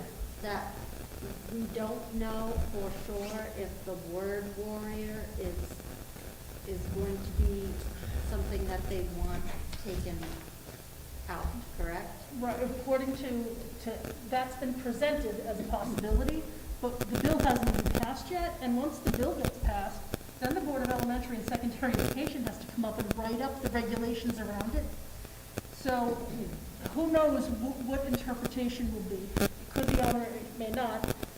The leanings of the support for the bill have I tagged, according to what Ms. Smith said, that word as being one that they would like to see removed. So that is the intent, but we don't know what the actual end result of the bill passing, and then Bessie getting their hands into writing a CMR, which is the regulation around it. And I'll go one step further. When they write that CMR, and it doesn't contain the word warrior, there's maybe there'll be some lobbying to then have it included. So at any point in time, it could come back up again if it doesn't initially make it in there. So there is that risk no matter when. Right. Any last thoughts? Okay, so we will, so all in favor of retaining the name warrior as part of our name, say aye. Aye. Opposed? Aye. Okay, I'm going to just do because with the masks on, it's just difficult to tell. So I'm going to just ask for a raise of hands so that it can be recorded appropriately in the minutes. So all those in favor of retaining the name warrior, please just raise your hand. So that's 4, and opposed. And so the motion does pass. So Ms. Lori, Ms. Matson, Ms. French, and Ms. Smith voted against. And I apologize for having to do that with the masks on. It's another thing Ms. Varney's having a problem with, trying to get the minutes done because she can't hear who's. So I'm going to try to remember to state or ask for a raise of hands when need be. so that we can incorporate this properly. Okay, so that motion did pass. So the charge then would be for Dr. Kazavant to move forward with the next steps of where do we go from here. And I know that there's talk about, you know, a new logo, because we have to kind of stop saying mascot. It's not a Yeah, mascot. and I find myself doing both, so I'll say mascot 1 minute, and I'll say logo, but certainly, the process is fairly, when I say straightforward, is that the group that we're working with would ultimately come up with a bunch of maybe suggestions. And then, in terms of a logo, and then the community, and of course, the school, the kids, the students, the school population will also go to it as well, right? And then, but there's a process, and honestly, thanks to the Justice, who really laid out a very, very, very intricate way of picking, of being able to do it. I'll call it round robin, but that's not really what I mean. Coming to a conclusion. Because ultimately, what will, in essence, happen is that you will be presented with, say, the top 4 choices, and you'll have, or whatever, and you'll, depending on how we set this up, you'll know how many voted for X, Y, or Z, and then ultimately the school committee will vote on the logo. I mean, we could, we'll have to parse that out, but first it's to get something in front of people so that they can at least make it, we can move, one direction. So if we can, again, we're going to maintain this on the agenda as ongoing business, so, and look for updates at, all of our upcoming meetings, so if you could just update us. I will. We'll start it immediately. We'll start the process immediately. Great, thank you. All right. Next up is the Regional Agreement Amendment Committee. Dr. Kazavant, as instructed, has reached out to both select boards and sent a memo out to them. It just happened in the past few days, I believe, to say, hey, we are going to go to the initial configuration of the committee. And please invite me to your meeting so I can talk to you about that, so you can understand what had happened and whatnot. So that went out, and I'm assuming you'll go back from select board shortly, and then make an appearance. And if you'd like, please just let me know. I'm happy to attend as well when the Templeton side too. If you just let us know. I will let you know as soon as I to- touch base yeah. with Philson and Mr. Doust did in fact connect back with me, and we'll touch base tomorrow live.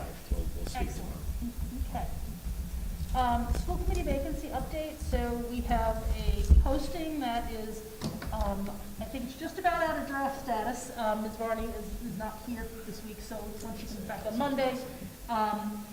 So essentially, the seat expires at the end of 2023. Someone who would serve until the next upcoming election. At that election, someone could run for the seat and they would fill out the term, which would be through 2023. So essentially, it'd be a 1-year stint for someone coming up next May. And then they'd have to run again the following year for their 3-year term. So it gets a little bit dicey when it comes to figuring out who's doing what and when. But for what we need to do now is, I did attach in the public section for everyone to look at the advertisement. We're going to take letters of interest, and I'm just going to pull it up if you want to read exactly what it says. So bear with me 1 second. And the wording may just change if punctuation or whatever, grammar. The Narragansett Regional School Committee is looking for interested candidates to fill an open seat on the NRSD School Committee. This candidate must be from the town of Templeton and would be appointed to serve until the next Templeton town election in May 2022. And they have to be a registered voter too, is the other piece of that. A letter of interest, which should include your reasons for seeking the appointment and the expertise, skills, and perspectives you will bring to the committee, should be submitted no later than October 15th, so you've got a full month, and sent into to Dr. Kazavant's attention. The address is here, so that you can look that up and send it in. The intent is that for the interviews for the interested candidates, they're tentatively scheduled to take place during our October 20th, 2021 school committee meeting, and at which time we would anticipate an appointment would be made. I do want to clarify there that depending on the number of interested candidates, If there's a lot, we may not be able to get to everybody, and say we may need to do a special meeting, but the intent, if there's only a couple, would be to do it at that meeting. And if anyone has any questions about the seat, what it entails, they can certainly reach out to any member of the committee here, or they can call into the office and make an appointment to meet with Dr. Kazmir, and I'm happy to speak with anyone on what the duties and responsibilities would be. Committee contact information is on the website under the staff directory. You can sort by school committee, you can find us, and the number is on this list. So this will be sent out wide next week when Ms. Barney gets back, and we're going to post it and see where else. We talked about putting this out on the cable TV networks, the Facebook page will go out, any sort of newsletters we may do or that the towns may have. Put it out on the district website, town halls and other posting sites. Obviously, we'll get this to the town clerk and try to post this wherever a warrant might go, because people are used to looking for official notices in certain places. So we'll try to do the same thing and garner some interest. We're also looking to see the last time if we did a newspaper advertisement. You know, I don't know anyone else's feel about the paper. It is kind of an obsolete, and it's an expense. It's gotten expensive too. So I don't know if we're going to reach anybody in the paper. So that we're going to look and see. I don't think we'll move to that avenue. But again, this is for a Templeton resident who is a registered voter to fill a seat until the next election, at which time their term for the appointment would be up, but they could then choose to run for the rest of the term, which is 1 year. And then that next time would be a 3-year term. It's a 3-year position. Yes. Just page 2 of this advertisement needs to be updated. Oh, I didn't. It was I didn't. Yeah, that I was. She added both documents. Yeah. That will be updated, of course, to reflect it. This Yeah. was from the latest. Yeah. So, yeah. I didn't even look at page 2, to be honest. I was like, oh, there it is. Just in case you said it was posted for the public, I didn't want somebody to Oh, get yeah, confused. no, that was my bad. I never even scrolled down to see there was a page 2. That was the Phillipson side of things. So it is just the Templeton side. Thank you for making sure that's fixed. Any questions or comments? You know, I encourage everyone, if you know of someone who may be interested, it's a good time if we can appoint someone in October. There's, 7 months to be on the committee, and it's a good kind of trial run to see what type of time commitment and what the work is. So it could give someone a good taste of is this something that I would really be interested in or could manage. So I hope that we do get a lot of interest, maybe not hundreds, but it would be nice to have several candidates to look at and choose from. So that. School committee comments. Does anybody have any comments they'd like to share? I'll start down here. Mr. Graves? So I was gonna say welcome to the new student dress, but we've already got that. They're done. So I just have a few community notices to speak of. Templeton Select Board has decided on a date for a special fall town meeting, and it's going to be on November 3rd at 6 p.m. in the middle school auditorium. Some of the items that are going to be on bylaw amendments to advisory committee and recreation committee, adjustments to the general fund, and rescission of authorized but unissued debt, but of course there's more. So if you're a Templeton resident, please show up and vote on November 3rd. Templeton's Recreation Youth Soccer has just kicked off, and September 11th was their meet and greet date. Games and practices should start next weekend. However, they are looking for referees, so if you go onto their Facebook page, please message them. And Narragansett Music is holding its 13th annual Templeton Town-wide yard sale, and that is on September 25th. Am I correct, Mrs. Lyons? Yes. 25th from 8 a.m. to 2 p.m. Proceeds go to benefit the Narragansett Music for scholarships, field trips, and other necessities. And the last thing that I'm going to say is that I want to thank Anne-Marie Geister for her work on the busing situation that we just went through, especially considering that nobody has heard. On Monday, I actually heard it live while it was happening on the radio because I was driving, that Governor Baker had activated 250 National Guard troops for transportation in some of the inner cities. I personally heard no complaints, at least in our district, with the new situation, although the buses do go by my house because I'm on the detour. And it's nice that we're maintaining relative isolation from the current transportation shortage and overall labor shortage, although it has hit us in a little, in some small areas, but overall, we're doing pretty good as a district compared to large portions of the Commonwealth. And I just want to again say thank you to Ms. Geister for all of you on that. You're welcome. I just want to say we are not immune to the shortage though, because yesterday I had to double up a bus because we were down a driver. So it's here, it's just not as bad as everywhere else. So who's our bus provider? Who's our what? What's the name of our bus company? McCarthy and Sons. McCarthy and Sons. So if someone's looking for a job, reach out to McCarthy and Sons. And I know right now the bus companies are paying fairly well, and the hours obviously do suit many people who might have some childcare issues or other responsibilities. So McCarthy and Sons, not the other ones. McCarthy and Sons. Brookfields. Brookfields. Anyone else have any comments?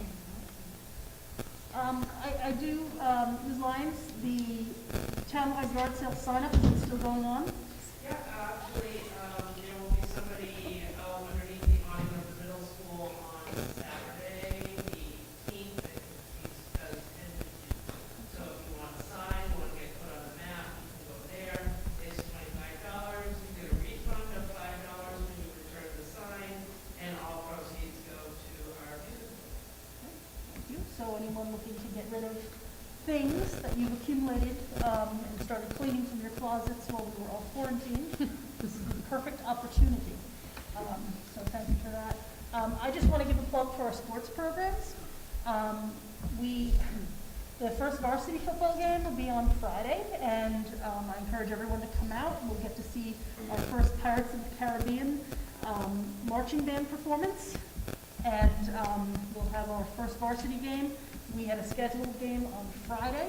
The other team unfortunately couldn't field the team, so we did win by default, which wasn't as much fun as winning or just playing on the field. So you've got a very large group of disappointed moms that I hear from, being a football mom, and dads and fans. So the other sports I know are up and running. We've got cross country happening, and soccer, and field hockey, and everybody's in full swing. So I encourage everybody to take a look at the schedules and try to come out to the games.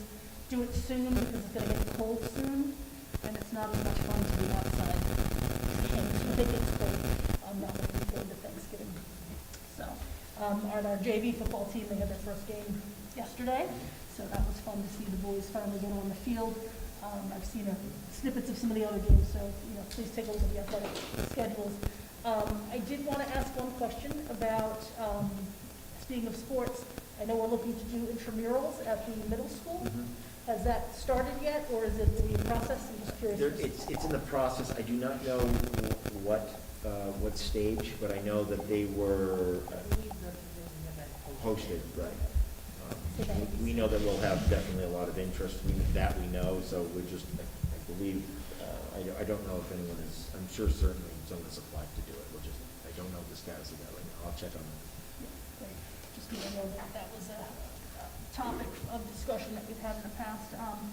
And other than that, again, I just want to say two big thank yous. One to the committee, and I want to reiterate the thoroughness on the superintendent's evaluation, the discussions that we've just had during our debate as we motioned through looking at the logo and the mascot, and commend this committee for the work that you're doing. It's not easy, but it's nice to see that we can come together and have those discussions and listen to one another, because I hear of too many issues out there where these committees are just totally out of control, and it's not the public coming in out of control, it's even within the committees. So I just want to say thank you.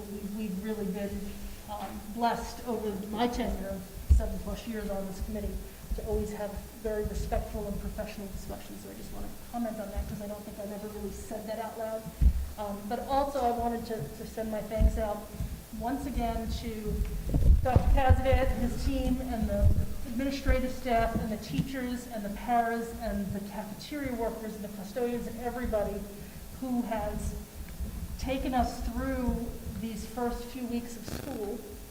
And I see our nurse leader is here, so I want to thank her for being here, because I'm sure that we're going to talk a little bit about COVID and what's happening. So I want to throw out a preemptive thank you for everybody for all the work that's being done to keep us here in school, because, you know, if you had asked me 4 weeks ago, I wasn't sure we were still going to be in person and having these meetings in person. So this is great. So I'm going to send that thank you.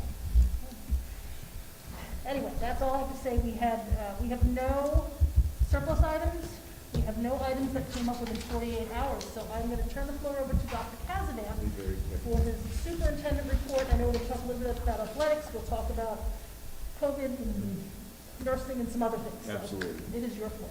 So I think I want to, thank Madam Chair, I want to start with athletic revolving first. So over the last couple of years, we've done a couple of things.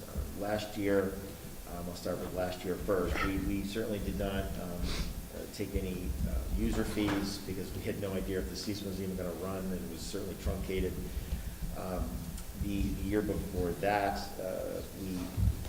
this was by the school committee vote the last couple of years, they were not charging students to come into games. So if you were a Narragansett student, you'd be able to enter for free. So as we move forward, of course, athletic revolving pays for quite a bit of our athletics, as per the name. And we generate much of those funds through gates receipts and, of course, user fees. So what Anne Marie and I, are concerned about is that we don't have, we certainly have enough to play. People are playing sports. We have, we don't know if it's COVID related otherwise, but we certainly have not seen as many athletes out there currently as we have in the past. So there's that one. And that can happen, by the way. That's something that, kind of ebbs and flows. But we certainly want to talk, we know that those funds are going to be available, but we need to talk about the gate and whether or not the school committee wants to rethink, revisit, et cetera, charging students to come into games. In the past, it's been $3. It's been a couple days over the complete life of it. It's been many different things, but the last monetary amount was $3. And we have, by the way, we have very limited home games this year.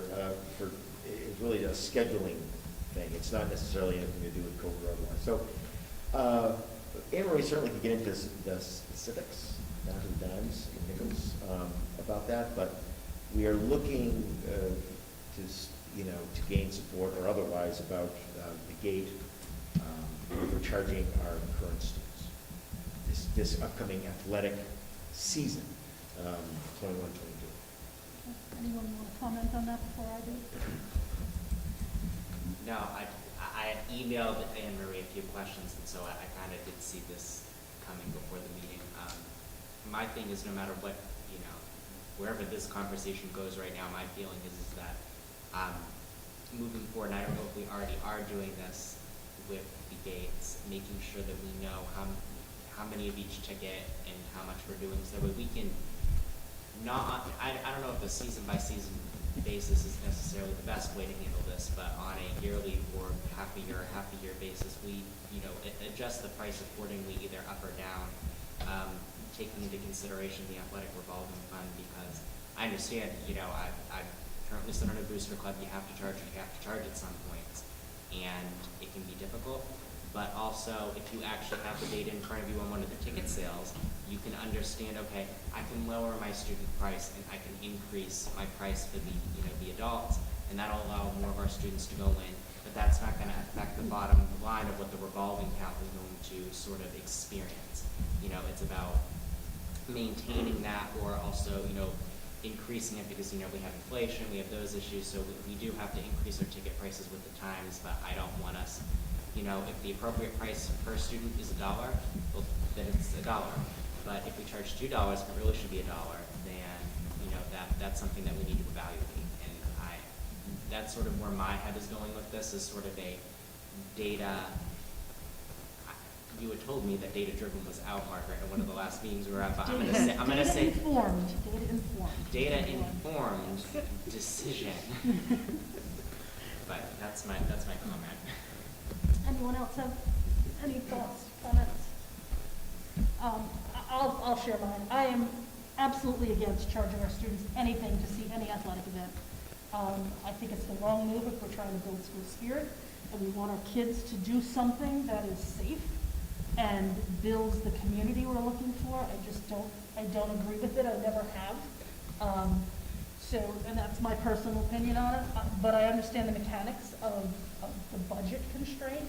I think to Justin's point, it would be nice to have numbers. I know we really don't, because when they came in, well, go ahead in. So I don't think we know what the impact is.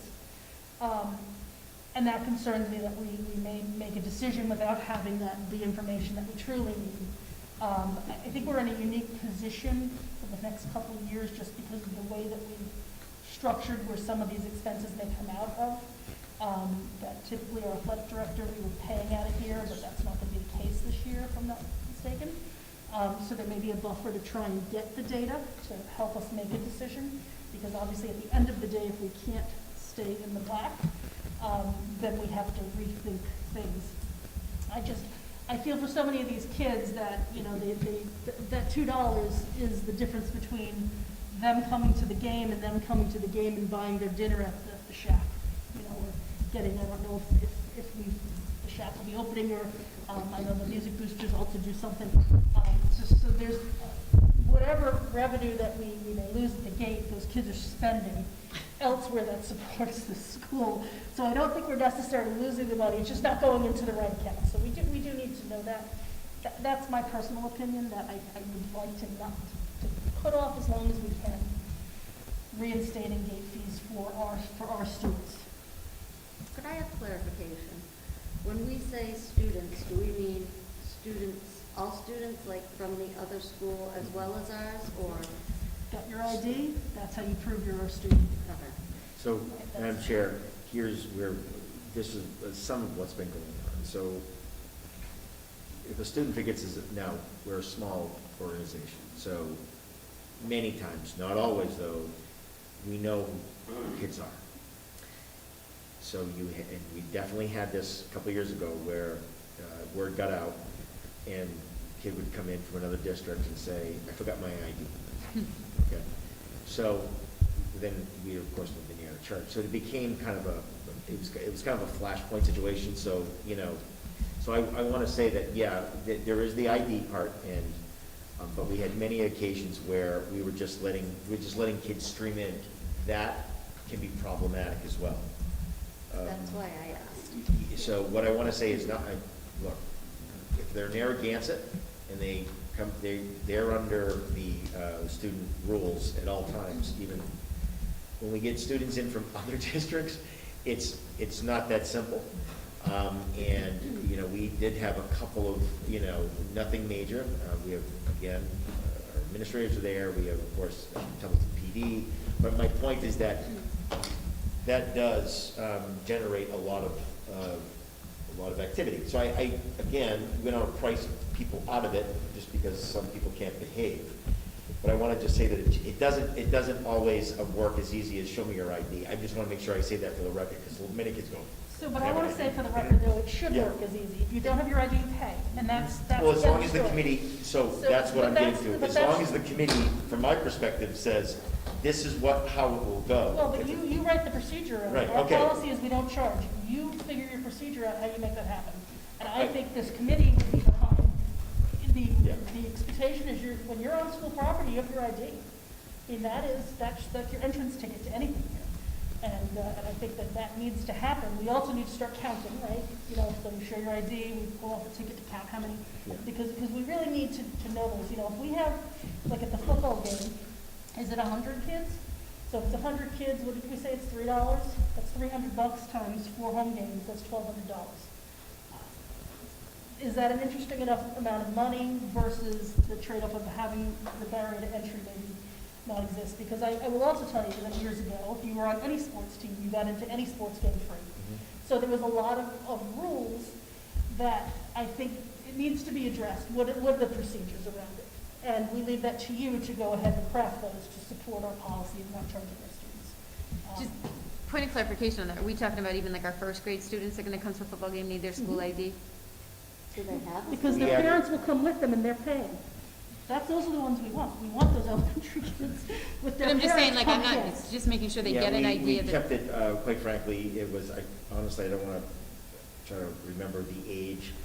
So in that case, they were not charged. It was below a certain grade. I want to say sixth grade. It made sense, middle and high school. But that might obviously change because we've changed configuration. So it might be 5 through 12 be free. If they come in with a parent, ID, but I mean, if they come with a parent, they're free. Do you know what I mean, what I'm saying to that? So that's how we did it before. But we did not charge if they came with a parent. Anyway, so, Justice, you're good. No, and I was gonna say, you know, we talk about bringing up school spirit. Well, if we track their IDs, then we know what classes are showing up the most to games, and that's a good quality, you know, component to that. I mean, I went to college, you get ID'd all the time. You try and get into your building, you get ID'd. You try and go anywhere, you get ID'd. I'm also from, you know, I would have been with the class of 2016 Narragansett, and I'm gonna tell you, we were serial offenders of that, you know, procedure. Serial offenders of, I don't have my ID. Although granted, you know, most of us who would use that, were students, but some of us were not. And I will admit. But no, we need to start tracking these numbers and start figuring out these patterns, because if we don't, you know, that revolving fund is going to, you know, go into the red, and I would not be comfortable with that. And like you said, you know, if we charge $2 and it's not a good number, and we can stay at, you know, none for all of our students, I want that too, Mrs. Hughes. But we don't, you know, we're working in, I almost said working in cyberspace, but we're working, you know, we're in a void. We have no, you know, we don't know we barely know where the wind is going on this particular situation. We don't know how many adults are coming in. We don't know how many students from other districts are coming in, because, you know, the students, I don't have my ID. So I don't know if we make the out-of-student cost, or not out-of-student cost, out-of-student fee, because I know that the out-of-student fee was $3 from the email that I have with Mrs. Geister, and then the fee for any adults was $5 if we make them the same, you know, or if we increase, I don't know, $6 or $7. I mean, it's been so many years since this has changed. I still remember. I think it was still $5 even back 5 or 6 years ago. Back when, you know, I would see if people were doing stuff on field hockey, or if I came down even when I was a sophomore. I mean, the number hasn't changed even for the adults, and inflation has happened. So I wouldn't be opposed to increasing that number or increasing the out-of-student cost before we start going into our students' pockets on that particular issue. And I think it's important to note too, that I believe we only charge for the night games, if I'm correct. If the lights go The on. lights are on, you're gonna pay, because that's it. And indoors, obviously, for basketball, do we charge for JV and varsity? I don't remember what, Well, I know that Varsity, I don't know how the games are played. usually they're back to back. They're back to But- back. but they're probably both, right? So it's not especially in the fall, it's not every sport, because a lot of them play right after school. So it is a limited amount of time that the gate is open. But as I said, I personally just really like the students having that ability to go, I'm gonna show up and I know I can go. But I also want to know what those numbers are gonna look like, because although we may have a little, I'll say breathing room, because that's not even a fair statement, over the next year or so, you know, obviously on your spreadsheet, we will have user fees, probably not to the tune that we've had in the past. I mean, they've been going down even since FY17, not just because we didn't charge last year. You can see there's a pattern of, I just don't think there's as much participation as there was.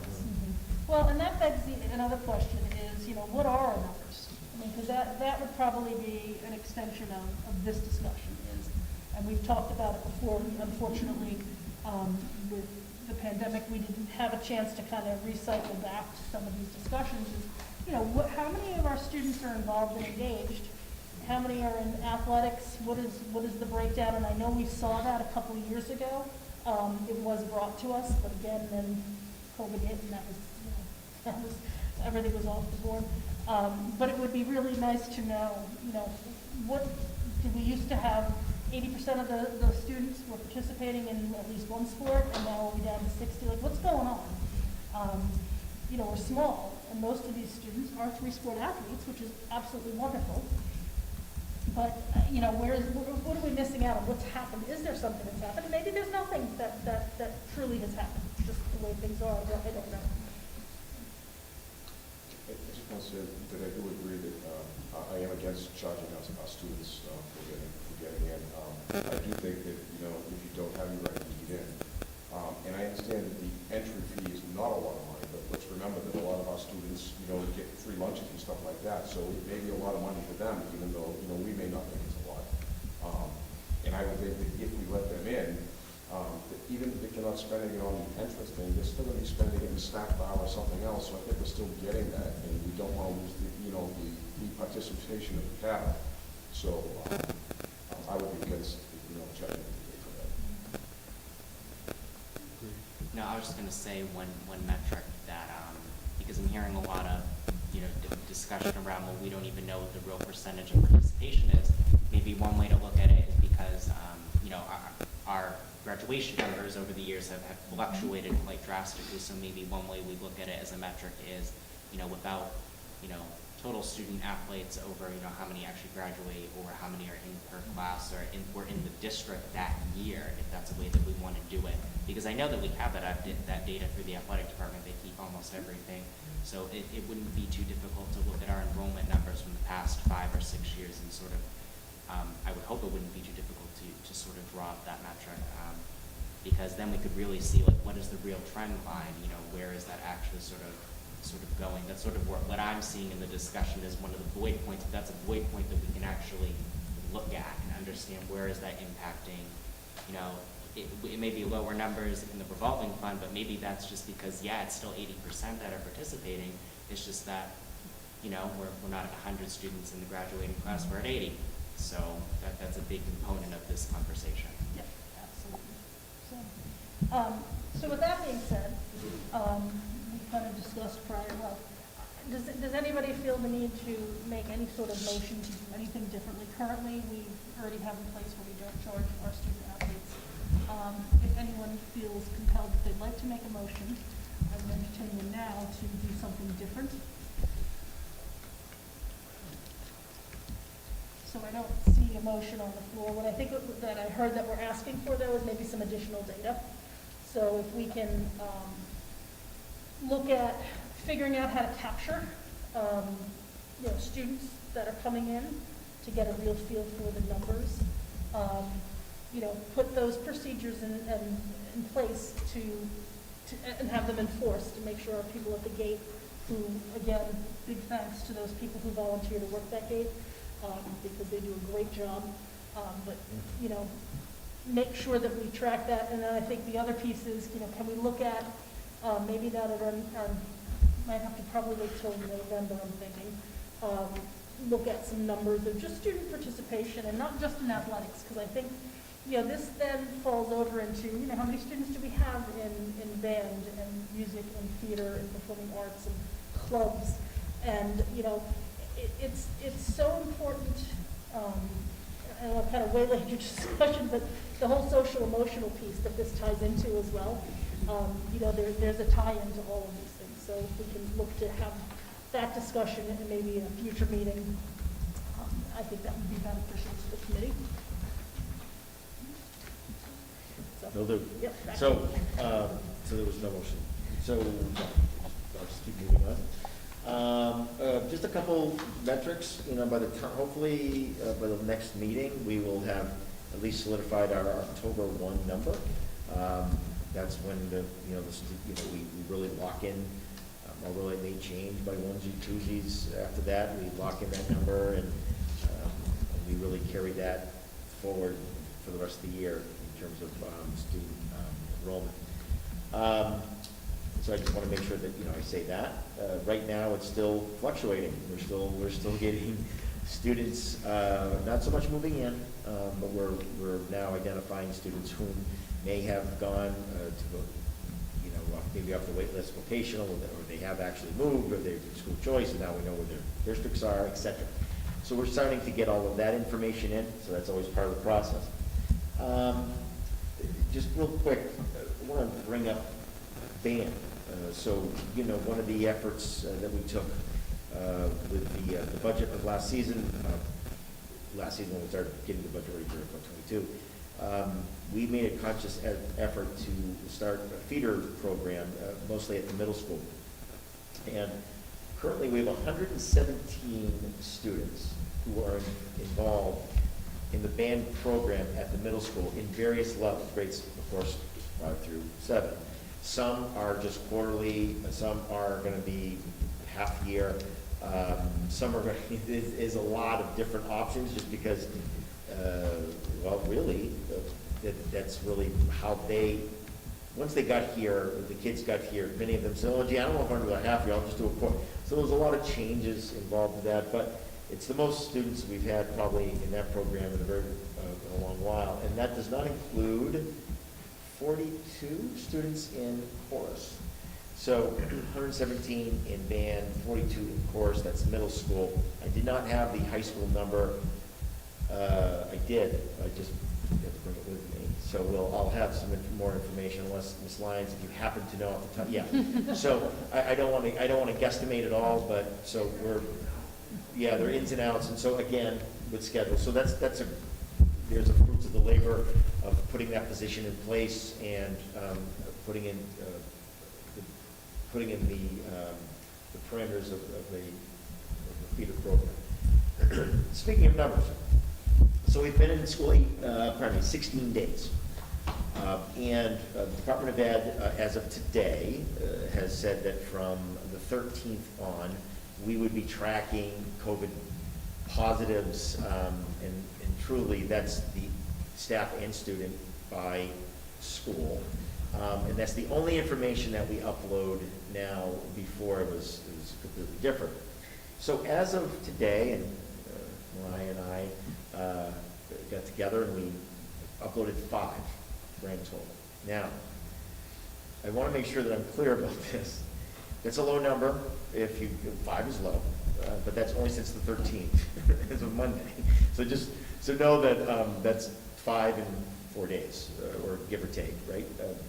So make sure I heard 3 days. 3 days, right? 3 days.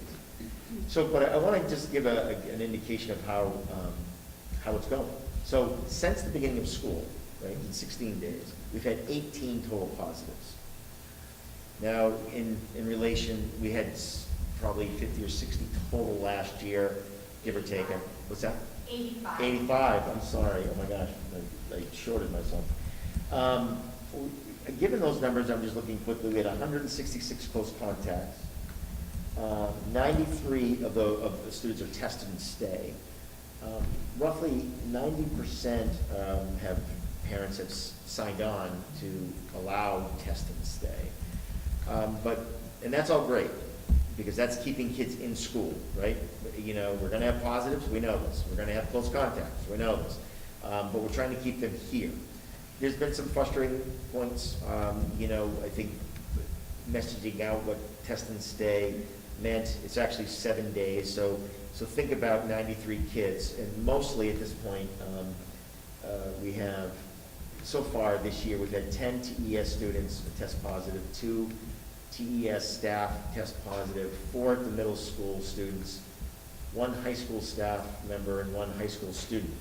So, and so what I want to say, when test and stay, that's 93 for 7 days. So you think about 93 children coming into nurses' stations, you know, doing that. One of the things that we did with the Esser 3 monies is we hired 2 CNAs to do just really anything to help us. But what I want to tell you is that I got off a conference call very recently with the area districts, and the amish trivia. So all that needs to happen in terms of notification to parents and making sure that now think about this, we've had I'm going to knock, it's not wood, but it's good enough. We have not had a lot of middle school and high school students. It's going to happen, so it's, you know, we know that. At the elementary, they're in 1 grade, they're in 1 class. So I'm going to make up, you know, Mr. Casvan's class. If I have 1 positive, then we can 0 to 3, 3 to 6. It's a little bit easier because they're in 1 spot. high school student is in 7 different spots, and that's not even including athletics. So to start case tracing, it becomes an unbelievable burden to the nursing staff, whom also, by the way, have to dispense medications and actually deal with other things other than COVID. In speaking with other districts, they are overwhelmed as well.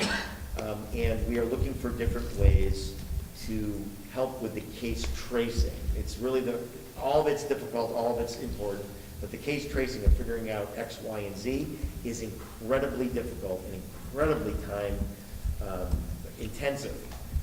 We're talking about monies, Madam Chair. I know that they like us to, put monies towards infrastructure and one-time buys, which makes complete and total sense. We're definitely calling the Department of Ed and probably the governor's office to say, I think you need to rethink what we need to do here in terms of case tracing, because the help that they have given us, the CIC, they don't have enough human beings to even help with that. They were supposed to help us. That was free, right, from the government. But we do not have that person because there are not enough people anywhere to do this type of work. This is quite a burden. And I want to say that given the numbers that I've just talked about, masks, no masks, I understand. We're still going to have close contacts. We're still going to have positives. Somebody out there is going to say, well, if I didn't have a mask, you still have the same amount. I don't know. I'm not going to get into that argument, quite frankly. All I'm worrying about right now is that we have this is a tremendous lift for our nursing team. And we're collectively, locally, we're going to have to figure this out. Someone's going to have to, and by the way, someone meaning Massachusetts government is going to have to assist us. We also understand that there are nursing shortages, there are doctor shortages, there are medical, and so we understand that, but we're going to have to look into this administrivia of it because it is vital, it's important, and we're going to have to take that off the shoulders of the nursing staff so they can actually do nursing duties. So that'll be a conversation moving, and by the way, it's a conversation that's happening everywhere. So this is not just, Narragansett. There are some districts that are not even doing it. Case trace, they can't do it. That's not good either. But I have to tell you that will be to the forefront. Other than that, we've, and I mean, I shouldn't diminish it. That is our number one focus at this point in time, to figure out how we can correct that or at least get some assistance. But quite frankly, we've had a very good opening. And when I say it's back to normal, we're dealing with things that we normally would deal with on an everyday basis. Good things, bad things, behavior, whatever, busing issues. I mean, I know that isn't great, but it's normal. And we're getting into a sense of normalcy, and we're talking about academics. Oh my God, we're talking about band, we're talking about sports, we're talking about all kinds of things that we should be talking about, and the staff have done a fantastic job. But this will be coming before this group, probably sooner rather than later, in terms of how we're going to answer the call. Yeah, it would, when you reach out to Senator Goby, because she loves to hear from us all the time, how many billions of dollars of ARPA funds are sitting out there unused that were earmarked, that maybe could be reassigned. That's exactly where I'm going to go. And I would love to, I would love to see, could we get some movement, at the MASS level, maybe at the MASC level, to kind of lobby to try and get some of the administration of those funds, and even if it's to staff up the CIC or something, because we can't have the nurses. I mean, I distinctly remember sitting here, as I'm sure that the committee members who were here when we got the report from the nurses of how many visits they received pre-COVID. Oh yeah. It was ridiculous to me. Like, I don't even want to see myself in the mirror that much. It was the amount of kids coming in and out, and it was insane. Like, I can't. It's hard to comprehend, just how many students we have in a building, and our nurses who, the little ones, they probably need an extra TLC. So you can't shortchange any of these kids who have whatever issue it is. I was shocked. And now to ask them to do this on top of it, it's great, yes, we've got a couple of extra resources, but it's not enough. It's not gonna get us there. And I would hate to be sitting in this chair when you report out to us that there was a medical emergency and our nursing team was too busy, that they didn't identify it quick enough because of all of that administrative It's stuff. school, yeah, it's the school testing, it's all the things that are keeping this thing in school that just takes. And can I just recognize how responsive the nursing team has been to all of the parents with questions and concerns? And, I mean, because not only do they have to deal with all this stuff, but, you know, we're still in this weird, funky, unknown space. I mean, I had to send the nurse a note today because my daughter had what we thought was a close contact, but it's not a close contact. And I was like, I know I should have memorized all the DESE guidelines because I'm in school committee, but I didn't. So can you tell me what I'm supposed to do? And I had a response within the day, which allowed me to come to this meeting and feel safe about it. It was not a close contact, by the way. You're all safe. You're good. You're good. But even so, like, because I mean, the peace of mind that that gives parents, because it's your kids that they're taking care of. Please, thank you to you and your staff for all that you're doing and all the extra work that you're taking on. And I'm sure it can't be easy, you know, with everything that you're having to do. So thank you. You're welcome. Our goal is to get kids in school because we know that time on learning is really important, and we are supportive of getting kids back into class, feeling safe in school, and yes, there's a piece of COVID, but the other piece is having fun, and we're here to support because healthy children learn better.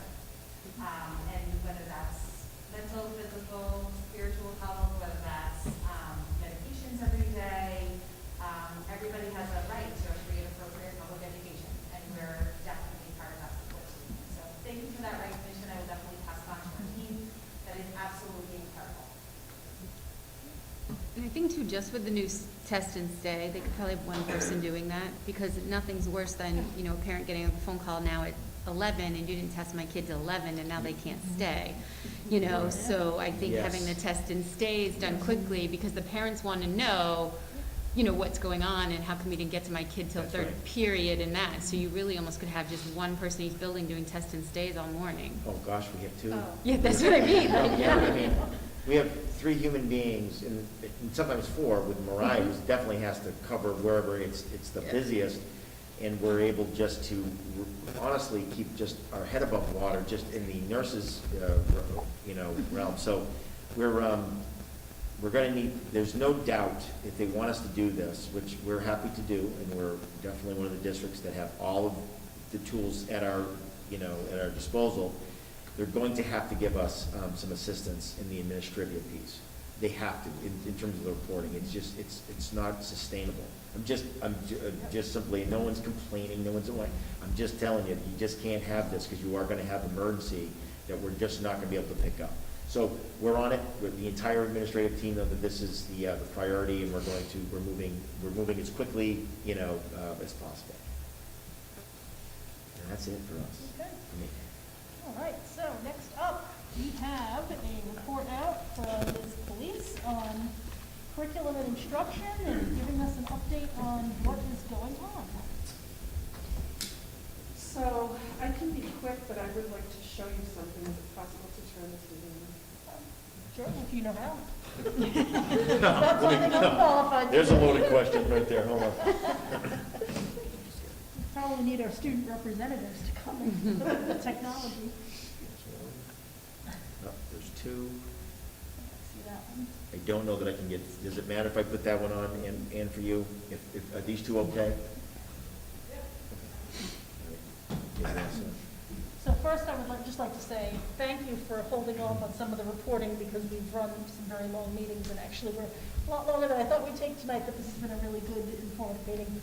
So thank you for kind of storing up a lot of the report out, because it's always really great information. And I just want to echo something that Dr. Cazanet said is, you know, the things we're talking about now, filling the dead air spaces, you get your Jacob, that it's exciting that we are talking about academics. I athletics and band and all these things that we used to always focus on that had been pushed to the side. Thank you. So I just wanted to share some initial STAR data with you. There is a caveat that not every student has been tested because the window hasn't closed yet, the screening window that we capture data in for beginning of year.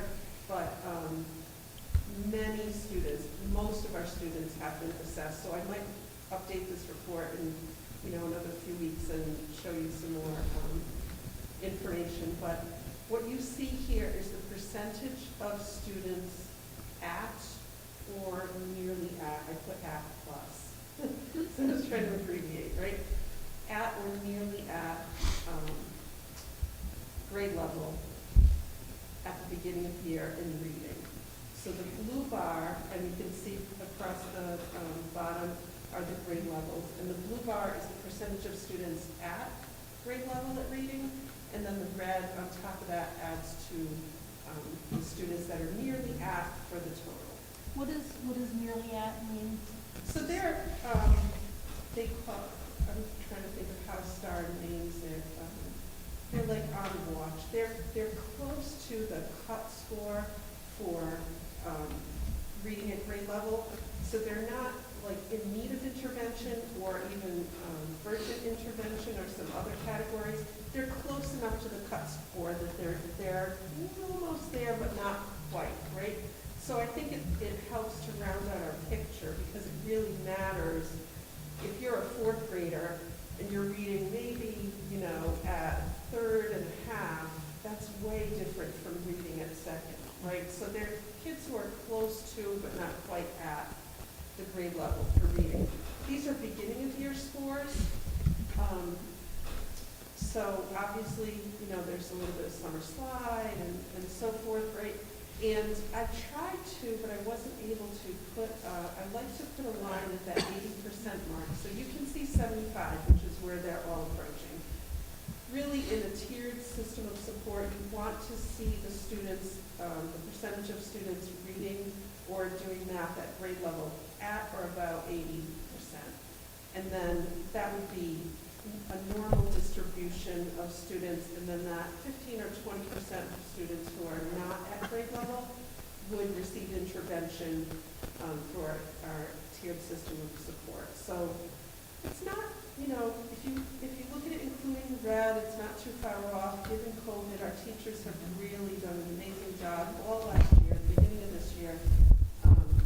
It's good to know where we are, and of course, teams will then take their data and they'll look at their particular kids and look at what their exact needs are in both reading and math, and they will, remediate that in various ways.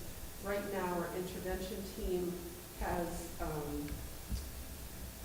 completed a lot of their data gathering, and they're going to make the rounds through grade level teams and form groups, and they'll be up and running with intervention by pulling kids into, that's what Title I funds, right? Pulling them into small groups to target what they need for intervention. So that's our reading picture, and then this is our math picture, same story, right? Blue is at benchmark at the beginning of the year, or at grade level, really, at the beginning of the year. The red is those, nearly almost there, and most of those are, really, you can see approaching that 75, that line of 75% or higher. So I just wanted to give you that snapshot of where we are. And as I said, there are some stragglers. We're going to catch up some students in the next few days to get as many students per grade level as we can assess. And I'm sure you've looked at this, but I think what would be an interesting data point is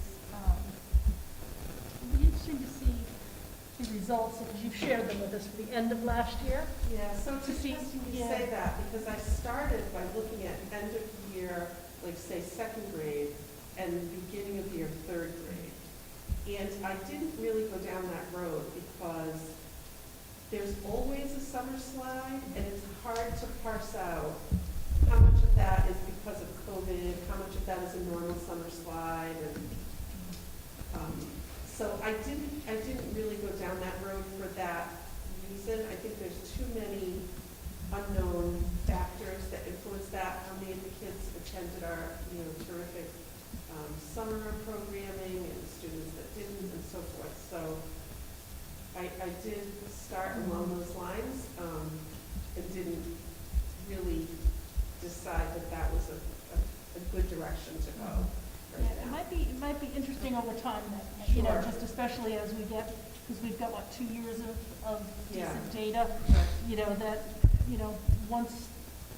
once we get through this, which Yeah, is we kind can of start the. looking at cohorts and so forth. Yeah, because that would be really interesting to see, because then you could start having a taste of what is summer slot for us, Yeah. regular versus, and, because that I think is super important for the community to understand. So when they hear us say that, and why it's so important, especially, and it's not just for the little kids, it's for No. the older students too, That's right. to read and engage in fun academic events over the summer, so that we don't see that. And I think that would be really helpful for the community to hear, to see, well, just went to the beach every day, well, Yeah. take your book with you, because that would be a Yes. good thing to do. So this is really one of our primary purposes of instituting STAR, and I know we've had discussions about providing it to parents and so forth, and we are working on that.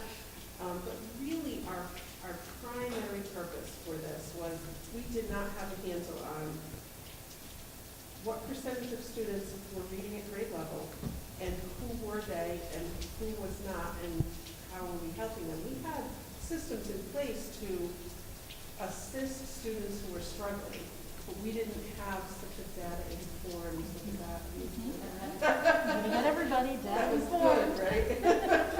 We didn't have such a data-informed process as we do now.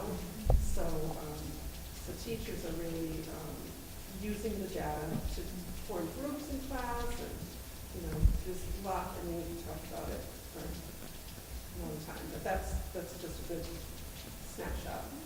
Anyone have any other questions of this initial presentation? And I'm sure that once this is done, we'll get a full-blown look at where we are. I don't know if you've got other topics, but I did just want to ask about MCAS, just if we have any announcements to make as to what the state's thinking about. Sure. What do they call it, embargoing the Yeah. data? So data will be released from embargo, I believe, don't quote me, but I believe on Friday.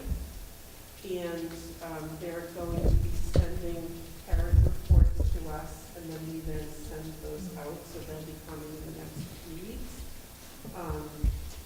And we've begun to look at, and I think I don't remember if I showed you graphs on this or not, but we did have some graphs that showed an item analysis. So it was a line graph for each item on a given test, how the state scored on those items and how we scored. And we mirrored the state, like, almost identically, honestly. Like, very few places that we would say, we're off on that, we should look at that question. We have some data on individual student performance, and teachers are starting to look at that. But it is embargoed, so we can't be shared, publicly or with parents yet. But the state does encourage us to use that preliminary data to inform planning, and we have been doing that. We also have an assessment and professional development calendar. I've mentioned this before, for the full year, so that all of our testing windows for STAR are testing windows for BIMAS, the social emotional screener, and MCAS, and all of our PD dates are all in there, so everybody knows up front, what these testing windows are. So. And one last question, because I'm sure that will come up. What is the stance on accountability for districts? Because I know they suspended that last year. I have not, to be honest, I haven't heard any chatter at all about where that's going. And just for anyone who's not familiar with accountability, is we get a report card, and it's based on a whole bunch of different metrics. Some of them are attendance, which is frightening. when you start to think about measuring that and everything going on. But a lot of it is driven by the MCAS data as well. Yeah, I haven't heard anything specifically on that, but my understanding is that we're back to normal this year because we're going to be having, regular MCAS at the end of the year, and there hasn't been any accommodation for, this doesn't really count. It's to, like last year they said, even though they're getting reports, which is interesting, but last year they said, this is really for information purposes for districts to be able to plan, which we didn't need it for that, but some districts do. I also don't think a one-day snapshot is it's a good measure, but only when partnered with other measures, to form a complete picture. So I think we're back to normal accountability measures, and at some point I could certainly, do a quick. Yeah, probably maybe at our academic administrative meetings, we can start with some of that and then bring it to the committee as a whole, just to kind of refresh what we're looking at and some of the data. Yeah, we'd have to look back 2 years to have an idea of what the measures mean, because last year, I don't think they're incorporating any of that into any accountability, but then it would give us a good foundation for understanding what's going to happen for this spring. Anyone have any questions, or Kate, did you have anything else you want to add? No, I mean, that's pretty much, been the focus right now, is to make sure that we have the right data in the right hands, and we're right in the middle of that star window, almost at the end of the star window, so it's just a timely thing to talk about. Thank you. Next up, I just want to report out that our subcommittees, I believe, have just about all have an initial meeting set up. We're meeting Tuesday the 28th for the academic administrative. Finance is meeting Tuesday the 21st. Facilities, that's usually as needed. They typically happen quarterly, so those will be called when we need. Policy long-term planning will be meeting on Monday the 20th. Jeff, I know that.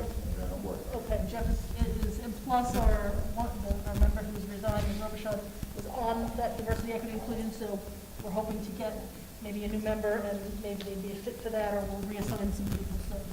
Students as well, coordinate with students. Okay, yeah, that's perfect. And just the last one, then, I got to ask for a quick update. Templeton Elementary School Building Committee. Have we heard? Is everything signed, sealed? And we're waiting for signatures in the final. We have signed as far as I know, Mr. Mason, we have signed everything that we needed to sign. The propay is in, the last propay. And so now it's just getting on the board, getting to meet quarterly, the MSBA, and then that'll basically finalize everything. But we have done everything that we're supposed to do.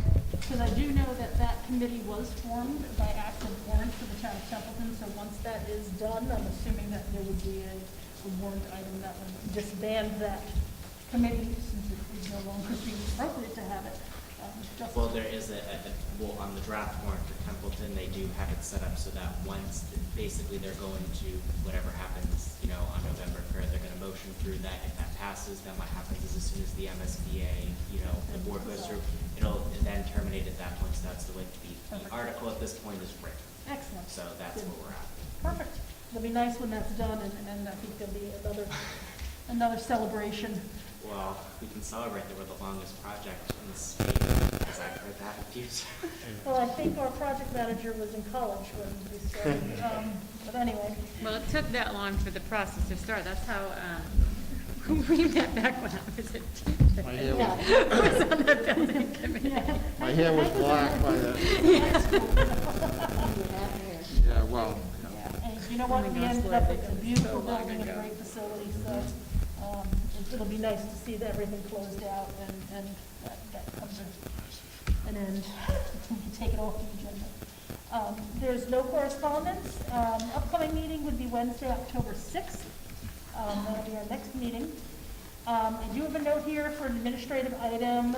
Initially, the Wednesday meeting of November 3rd, just because I did first and third Wednesdays, that does have a conflict with the MASC-MASS joint conference.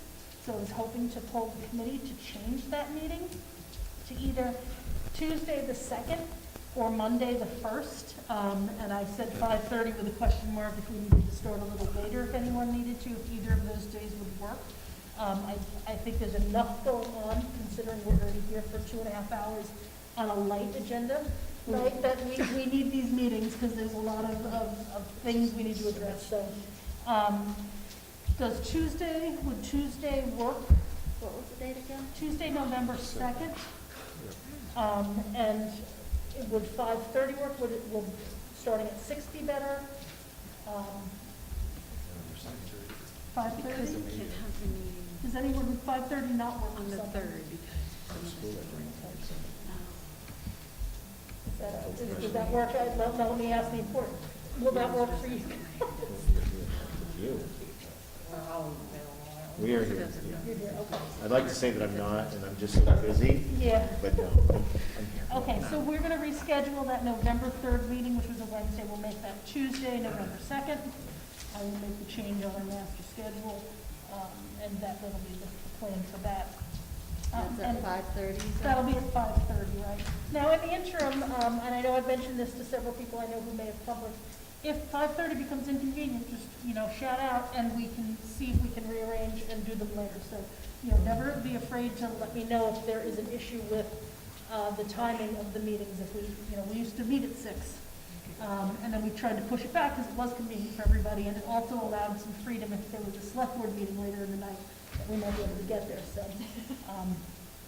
please just let me know. Margaret, I'm gonna leave it like that. I do have a, 2:30, because I'm gonna leave it like that. If I'm a couple minutes late, I will text you. That's fine. That'd be perfect. Thank you. Okay. With that, we are done our business for the evening. We do need to go into executive session, which will be short. We will not be coming out back into open session. So I would entertain a motion to enter executive session for MGL Chapter 30A, Section 21A, for reason number 3, to discuss strategy with respect to collective bargaining or litigation with the UFCW and/or the NDEA if an open meeting may have a detrimental effect on the bargaining or litigating position of the public body and the chair so declares. The meeting will not return into open session immediately following. Do I have a motion? So moved. I have a motion. I'll go with Mr. Marks. Do I have a second? Second. I have a second. I'll give it to Ms. Smith. I'm doing this side of the table right now. So anyway, we will do a roll call vote, but I will start with you, Mr. Graves. Aye. Mrs. Mattson, there she Yes. is. Mrs. Fitch? Yes. Mr. Mason? Aye. Mrs. Smith? Yes. Mrs. Walsh? And Mrs. Hughes says yes. So we will be entering executive session. I want to say thank you to everybody for attending and listening and viewing. Have a wonderful evening, and the public session of the meeting is closed. Thank you. Bye, Terry. Bye, Terry. Thank you. Thank you.